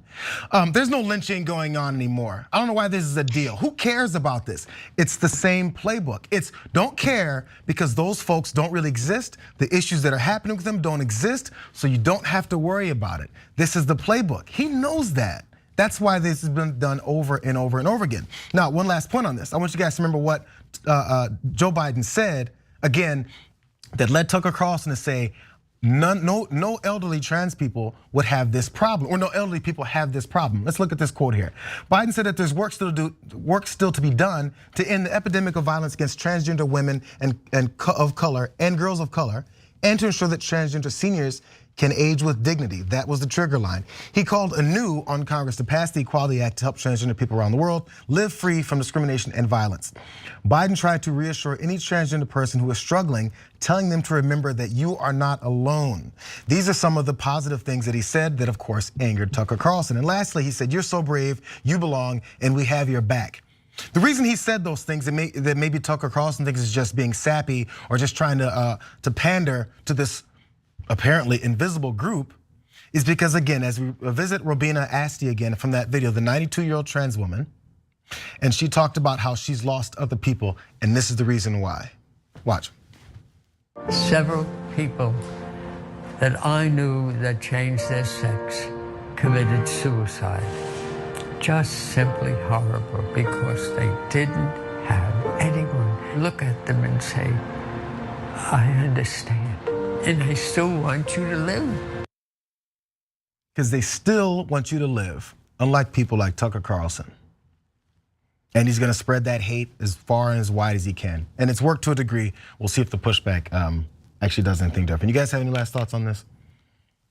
Yeah, just from that last clip, I want to say that the rate of trans suicide drops significantly if the transgender individual has just even one person in their life or their family, their friends, whoever that loves and supports them. So, Tucker Carlson is trying to eliminate that. The legislators that are trying to prevent, parents from providing their trans children with gender affirming care are trying to eliminate that, the person in their life who can support them. And that inevitably will lead to more deaths of trans people. So just remember to tell your trans friends and the members of your communities that you love them and you're there for them. Yeah, it's 100% based on social stigma. I think that statistic of 41%, if you look at any comprehensive study that talks about it, it says conclusively that this is the result of societal stigma more than it is anything that is innate towards trans people or anything like that. So it's really grim. It's like we're treating them cruelly, and as a result, these things happen. So we have to kind of change the atmosphere and the culture about how we talk about this. Yeah, I mean, and we're talking about seniors, but it goes to kids as well. Kids that get rejected by their families. There's a homelessness level of youth that are homeless, a significant, I think it's another 40% of youth that are homeless. It's because they got kicked out of their house, they got rejected by their family. From top to bottom, doesn't matter the age group. We're a society that is traditionally discriminated and hated and instituted violence against folks. It's just the way it is. Let's jump to this next story, you guys. There's one Walmart greeter that I guess had a moral dilemma when it came to whether or not stealing, as he saw it happening as people came out of the store, was something he would let slide. His TikTok user, his name is Brandon Tamayo, and he explains that while he was working as a receipt checker, when he did notice folks that were maybe stealing baby formula or diapers for their kids, that he would turn the other way and kind of let it move on. Let's take a look at what he was saying and his philosophy behind this. To work at Walmart as a door greeter, and basically a door greeter is someone that says hi and bye and also checks your receipt before you leave the store. And every time I saw a customer, mostly a woman, when I checked the receipt and I saw Pampers or baby formula that was not on the receipt, I just said, have a great day. Why? Because they're expensive and kids are expensive in general. In my store and the company in general, like, we didn't really get a reward for the amount of stuff like we caught people stealing. I mean, that was AP's job, and they would tell me like, she's stealing, catch her, like check her receipt. And I'll check the receipt and I'm like, you're good, have a great day. And AP would be pissed, but did I care? No, because I was making $11.50 during that time. There was a little bit of philosophy behind that, which I think could be debatable, whether or not, I'm sure there's many people would think, oh, just because you only make $11.50, does that mean you should allow, shoplifters to steal from the store? Now, this of course comes with the rising cost of just taking care of children, specifically after the pandemic. Childcare, schooling, all those types of things have risen because a lot of those places that people have been able to go have also shrunk. Many teachers have also retired. We see many aspects of this has happened, but just like as I mentioned, the pandemic has caused this to happen. Childcare costs have risen in all of these aspects. Look at some of this from Fortune magazine. Throughout the past 2 years, childcare providers have faced increased operating costs, razor-thin profit margins, unpredictable attendance, and staff hiring challenges, and that's taken a toll. A recent Childcare Aware of America report found that nearly 16,000 providers across the United States permanently closed between December 19 and March of 21 in 37 states that did do that data. Now, when you look at the all of America, when it comes to this as well, they said, but when looking at all 50 states, it's estimated that 20,000 childcare programs have ceased operations, or up to 10% of the pre-pandemic industry. That's according to a new report from the Century Foundation. Also across the US, parents are seeing an average annual cost increase of 41% for center-based childcare providers, and spending an average of $14,117 annually. That's up from $9,977 from the pre-pandemic. That's according to data from a recent Lending Tree report. Also, households with children younger than 5 were hit hardest by these increases, is what this report found. Okay, now one particular state, actually before we get to this state, because Colorado's trying to do something differently when it comes to assisting parents as they come through this. First off, some of y'all's thoughts on this particular first start of this with that greeter, and if this is something you would do. Do you want to go first, or? You can go ahead, Lance. Okay, I have some strong opinions. I have very strong opinions on this one. I'm just gonna say, first off, I grew up in the way I think that society frames this stuff is constantly like all the shows, cops, doesn't matter what it is, bad boys. It's like, well, look at the poors, look how bad they are. They run around and stealing, and they're so, stealing a car, oh my God. Yeah. When like you grow up, I eventually realized the majority of theft that takes place in America, it's wage theft. Like, I don't know if either of you have had a whole bunch of like really crappy minimum wage jobs that you absolutely despised.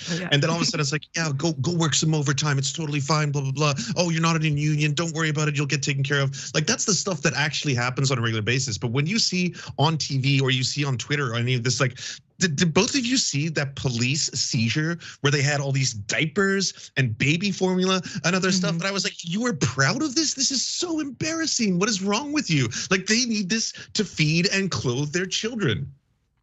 Yeah, it's very heinous. I'll just say, if you see someone stealing diapers from Walmart, no, you didn't, okay? You didn't see that. Because, I mean, these are people in desperate situations. If you're literally stealing diapers, would you rather their child go without diapers or them steal it? I mean, because the government's not gonna provide it to them, you know? We can't rely solely on charities and non-for-profits that provide these things, because there is I mean, if they worked, we wouldn't have these problems, right? And in some areas, it's just not an option for some people. But yeah, like you mentioned, wage theft is a huge problem, but also they're stealing from the consumers in the form of price gouging, because some of the complaints on this video in the TikTok comments were like, when you steal something, it makes them raise the prices. You know, that's why our diapers are now so expensive. And it's like, it's not, because, you know, these thefts are a tiny amount versus the massive profit margins of Walmart. The increase in prices is they do it because they can, because Walmarts will come in and they'll take out all of the other stores in an area until Walmart is the only store in that area, and you have to go there to buy your products, and then they can jack the prices up to whatever they want, because that's the only store in your town, especially for rural areas. That's the only place you could go to get these things, so they can make the prices whatever they want. And some people can't afford those prices, and desperate times call for desperate measures. I'd rather someone steal diapers than their baby go without diapers or formula that they need to live. I have one quick question for you, Lance, because before we go to this break, I wanted to ask, because you're I forget, you're in Vancouver. I know you're in Canada, but I don't hold it against me, but I'm in the made-up cartoon land of Canada. Yes, never heard of it. Are there like moose everywhere and like mounties? Anyways, so we take showers in syrup. It's glorious. My wife is Canadian. She's from Toronto, and there was a point when I was talking to her. She said her brother was going out he had some errands to do, and he's got 2 young children, and he dropped them off at a drop-off daycare location, and it was just part of the routine. He was like, yeah, I had to drop them off at the drop-off location, leave them there for hours. I do this and do that. I was like, oh, really, man? I said, that's crazy. Just which one is that? Like, how do you trust these folks? And she's like, they're kind of everywhere. You just go to these spots. Now, I don't know if you have children or not, or if you're deeply rooted into how this whole process works, or if it's just an Ontario thing and not over where you are. But is this something that seems like it's overblown, it's not really done that well? Maybe you have abuse happening. I don't know if you know the details of this, so if you don't, I understand, but I'm just curious. I both do not have children and know nothing about that program, so I couldn't speak to that. In terms of like, is the theft overblown? I would say, because this is something, what I do know about is if you look at the statistics of like theft and how it occurs and what exactly is the largest theft in both America and Canada, it is overwhelmingly wage theft. And I don't just say that flippantly as in like, oh, a couple people didn't get this or that. The big reason for that, and the reason that occurs, is because the departments that are tasked with actually trying to hold people accountable for that are woefully underfunded in both countries, in both America and Canada, which allows a lot of employers to get away with it because the people who basically are working for them don't have the ability to either sue them because it costs a lot of money to do a lawsuit, or they'll just accept it because they don't have any power in the situation. But I don't know about a drop-off daycare system. I would assume in Canada, if it was really resulting in a lot of bad things happening, it probably wouldn't last long, because you don't really get away with like, fucking with children for long before people will like have pitchforks at your place of business or something like that. Absolutely. I could actually speak to a program like that, because I worked at one here in America. My municipality ran those. They were called drop-off playgrounds. So I worked for the city Parks Department for a while, and so we would have, one of us would be stationed at the playground. Parents could come and drop their kids off and sign in, and we would watch them for a couple hours or however long the parents needed, and then we would also give them. We had, a non-for-profit would donate meals, and we would give them lunch, and then the parents could come back and pick them up. But I mean, it worked, and it was a great program, and I'm really proud of my municipality for having that. It's not widespread, and also, I mean, it doesn't work for all parents because it's limited amount of hours. It's not a replacement of daycare by any stretch of the imagination. And daycare is extremely expensive. and that needs to be remedied. I'd love to hear some of people's thoughts on this. Maybe some Canadian folks who have seen this, or even in that, and give us some details. We're going to take this break though, so maybe see some of those moments here. But when we do come back with some more of the other stories, we have folks that want to go over to Ukraine and fight. Boy, do they want to fight. We'll just see if they're ready for it or not. We'll see you guys in a second. Some of your comments.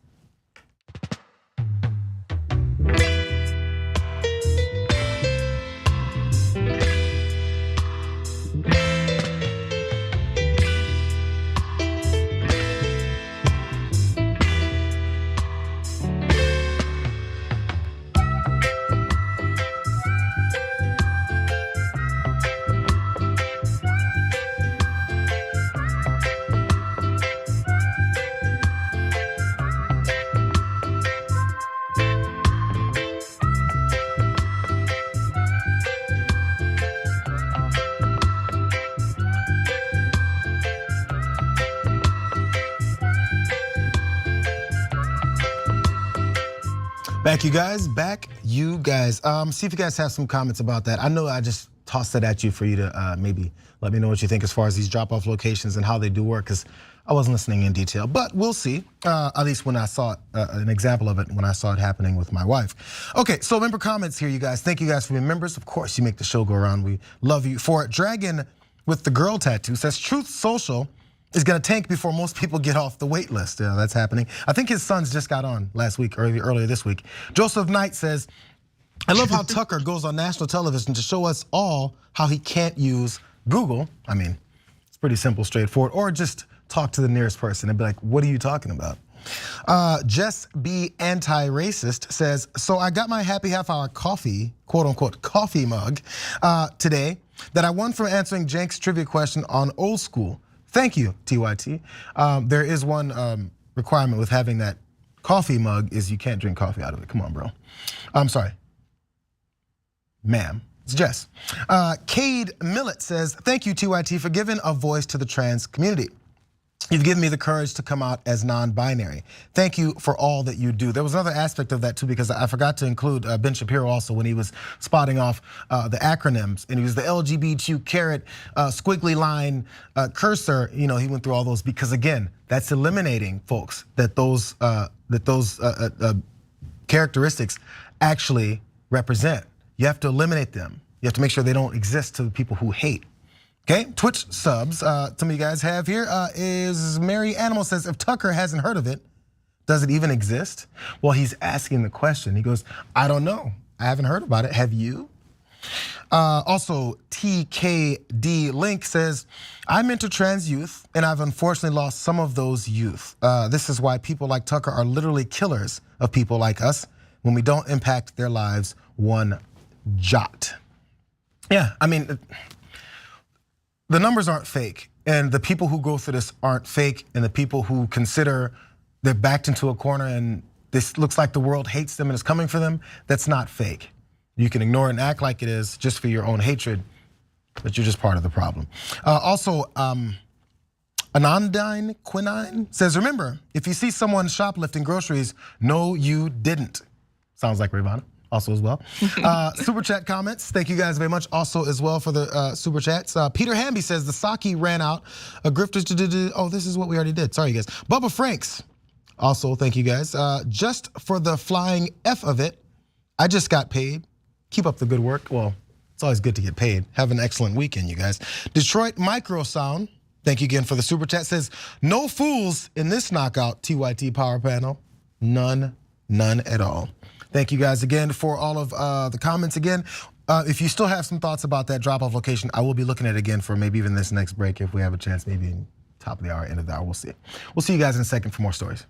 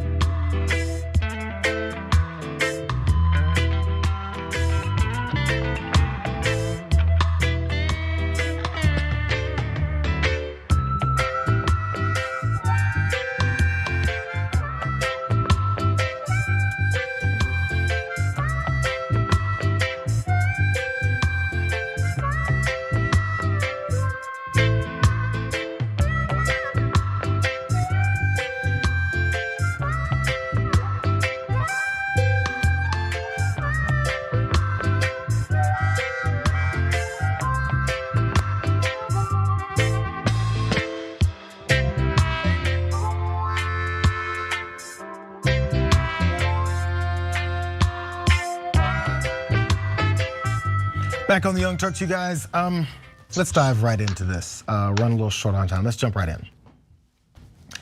The Russian invasion of Ukraine continues on, and many folks that are there fighting back very courageously probably could use some reinforcements. We've seen President Zelensky talk about getting more help any way possible. Little do they know that's potential reinforcements coming in from Reddit. Let's look at some of these. There's a subreddit that's called Volunteers for Ukraine. Pretty straightforward. I think you might understand what that might be about, but it has over 45,000 subscribers, and it's mostly populated with people talking about how they can potentially help Ukraine, maybe people asking how they could. But one aspect of this group are people that are straight up saying, here I go, what can I do? I'm showing up. Let's look at some of these posts from that particular subreddit. This first one says, well, boys, time to fly. I guess he's at the airport, looks like airport carpet, with a bag between his feet, ready to go. Not sure what is in that bag or if it's gonna help him with his battles there. The next one says, can I fight in Ukraine? I'm a 24-year-old male, Welsh, relatively fit, willing to learn whatever it takes. I have no military experience. Can I fight for Ukraine? Again, now this is when I don't go to Reddit much, but I think there's some points of this where I'm not sure the degree of seriousness many of these folks would say. Maybe they're just trying to get a response, have a conversation. Some people are lonely. I don't know. That's just my take on that particular one. Another one says, can you bring your own gun? This thing's a little more serious. Just wondering if you have a kit you are used to, that you would be able to bring your own gun, like say for instance, you didn't want to use the AK-47 that they're issuing. So bringing his own kit. I guess that's a little more serious. Also, the people, these potential soldiers that are looking to get in there, they were met with some skepticism, as you can imagine. Some people going, what are you talking about? You're not a soldier. One tried to explain exactly how serious doing something like this would be. And they said, imagine you're playing a multiplayer game for the first time against people who have 1,000 hours of the game, who have played 1 hour of the game, but the first time you die, you're dead. That's what someone warned. You wouldn't even have the context to understand what's going on. It'd be over before it even happened. Maybe there's some truth to that. Also, as these warnings did come in, the people that wanted to go over there didn't really want to hear it. So when critics point out that the inexperienced fighters could be a liability on the battlefield, they've often been accused of being, quote, Russian shills on a mission to thwart foreign volunteer efforts. And others are giving sensible advice, have also been accused of gatekeeping. Lately, I've been seeing many people telling us, don't go there. You won't do anything. You will die. Honestly, what the F? Don't you mind your own business, is what one user wrote. I don't know how to operate and maintain a weapon, but if I get for any reason killed, that's my problem. I guess that's a straightforward statement there. And also, there's also more than 20,000 foreign fighters from 52 countries that are thought to have at least attempted to join this battlefield in Ukraine since they were invaded by Russia in February. And those applicants run the gamut from hardened veterans of the US and other militaries to war tourists with no military expertise at all, as we saw there. I did a story about this on the watch list maybe 2 weeks ago about one particular guy who went there. He's part of one of these militia groups here in America, and he joined up. They snatched his gear from him. He was telling this particular story about how don't go there, it's a trap. And his storytelling of what happened to him there, which wasn't backed up by his fellow, I think they were Proud Boys or someone like that.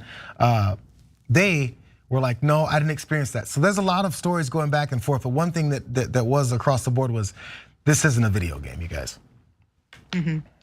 Yeah, just to respond to the one comment that you read from the person who said, why do you care? Why are you gatekeeping? What, this is my life. If I die, I die. But that's not the case, because when you're involved in these situations and you have no experience, you could get other people killed. Not just you, it's not just your life, it's the group of people that you're with, and your inexperience is, it becomes a liability. Also, these people are, coming in with no training, so they need some training, which is just a drain on the limited resources that they do have. And it's tough because a lot of these people have good intentions. Yeah. They've seen an atrocity and they really want to help, but there are, organizations that are doing humanitarian work that, they could donate to, or even get involved in providing those, administering that humanitarian aid. You don't have to, 360 no scope Vladimir Putin to help people in Ukraine, right? Like you can help, with refugees. You can help provide water and food to the Ukrainian soldiers. You don't have to go there and Call of Duty it yourself, and it seems just like these people are, some of them, they can't imagine that there's any way that they could help aside from, going in with a gun. Yeah, I don't want to pretend like I'm hardened and battle ready. I have not known, direct military combat in my life, so I'm not going to posture about this. But I completely agree that if you're going into a situation like that is already very dangerous, and you have absolutely no experience outside of maybe seeing a couple movies or video games, and then you throw yourself into it, it's not gonna help the situation. You're gonna have a lot of people who will probably have to hold your hand in a time of crisis when they don't have the luxury of doing that. So I don't really have much beyond that to say. That I think the moment you sit down and settle into the reality of what it is like to be in war, it'll probably be a horrifying experience. And there'd be a reason why maybe folks that know what they're doing would be upset with you or maybe sharp with you. As I was pointing out, that one guy said, they talk to us any kind of way. Some of them said, you're not going anywhere here, give me that, take this. Because again, and I'm glad, Lance, that you mentioned movies and video games, because we're living in that so much now. People really think, oh yeah, totally, I know how to operate a gun. Yeah, sure, I know how to army crawl, or whatever it is that they think they need to do in order to come in an absolutely unknown situation and then become Rambo. We stopped making those hero movies, I felt like around 1992, but we still live that. I was gonna ask, did you ever see the headlines around the time, shortly after the second Iraq invasion, where there was kind of like the creation of ISIL or ISIS or whatever it was going by at the time, and there was people from America and Canada who were joining it, and they joined it because they had seen the propaganda videos and everything. But shortly after joining, a lot of them were like, I can't find a charger for my iPod, or things like that, or I couldn't find the plug for this. I was like, what did you think this was gonna be like? This, it's not glamorous. You saw a propaganda video. You would think that people would realize that difference, but I don't know, man. It's hard to get in other people's heads and actually realize what they think they're getting themselves into. One more story, you guys, before we get out of this hour. Thank you very much. Where's gays for Trump? You don't look gay. He said you know good. He said you don't look gay. There's Donald Trump at Mar-a-Lago cracking some jokes, because you don't look gay, is what he told one person in particular, asking about what it is he's doing as far as his outreach and things like that. The event was a fundraiser. It was for John Gibbs. He's facing off with Peter Meyer in a race for a House seat in Michigan. So some want to know where the gays for Trump are, because that is a group that apparently supports him, as they always like to point out. But you have to look a little more gay in order to get any kind of recognition. So Gibbs served in the Trump administration as an official at the Department of Housing and Urban Development. Meyer drew Trump's ire after he joined 9 other House Republicans in voting to impeach the then president in January of 21 for inciting his supporters to attack the US Capitol, as we all know. So the Gays for Trump organization wasn't very pleased about this whole thing, so they wanted to have something to say about this. Peter Boykin, who's the founder of the Gays for Trump organization, told Newsweek in a Thursday email, those who associate with this group, quote, probably don't look gay, because as a stereotype, that fits more with the typical, quote, look of leftist LGBT.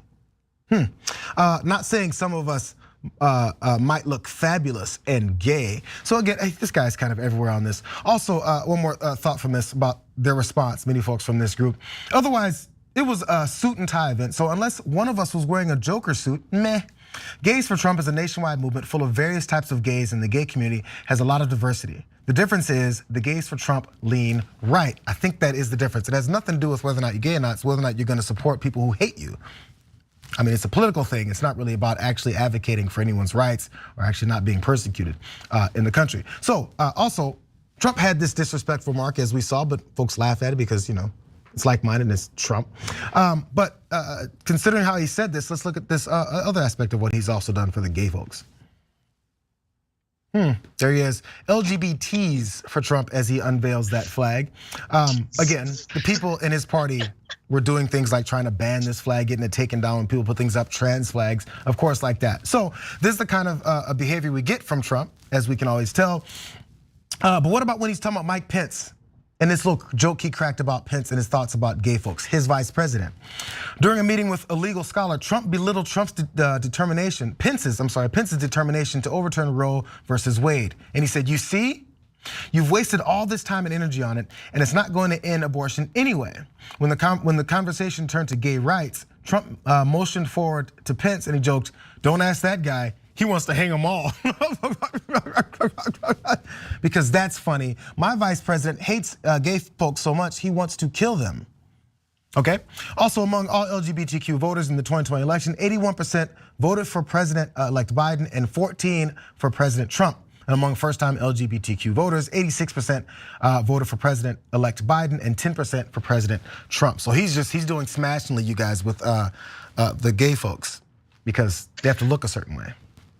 Ugh. Yeah, as a queer person, it's just so embarrassing. These people are so embarrassing. You're supporting a party that's passing legislation like the Don't Say Gay bill, but also a party that has a senator who just like 2 weeks ago during the Supreme Court confirmation hearing said that he opposes gay marriage and that it should have been left up to the states. Also interracial marriage, but that's an aside. But I mean, it's just embarrassing. It's embarrassing. You're sitting here supporting someone who hates you. Like, how are you not embarrassed? And joking about it. Lance, what are your last thoughts? Yeah, so when he says you don't seem gay, I guess he doesn't mean, well, he probably means you're not like flamboyant or gay like in the movies, you know, like I'm a little bit gay myself, and you probably wouldn't know it at first glance until, you know, I'm a little bit silly. But to be perfectly honest, I think it's unfortunate. It's unfortunate that it has to work out that way, and someone like Donald Trump uses it in such a condescending manner. It's always worked out for him. That's the reason why. That's actually, I have more thoughts, but let's wrap this up. Maybe we'll have some more conversations about this in the bonus episode, which we will do right after this. Thank you guys for joining us on the Young Turks for this week. Please enjoy your weekend. We'll see you guys later. For those members, jump over and check us out. We're gonna talk about a few more stories. There's a breaking news story when it comes to Will Smith and the Oscars flap. I know you've heard a lot about it, but this is a little bit something different. Come join us there. We'll see you guys in a minute.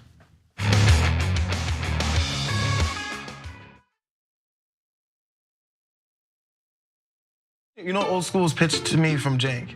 It'll just be me, you, Jesus, Ben, and maybe Michael. And we're like, okay, cool. I can do that every week. As you can see, me, Jesus, Ben. When you make the order, it says, you know, don't exceed $20.01. So I'll just order literally anything to get it as close to that as I possibly can. I'm sorry that I ordered $45 worth of food and got an email saying, "Sir, would you like to rethink that?" You talking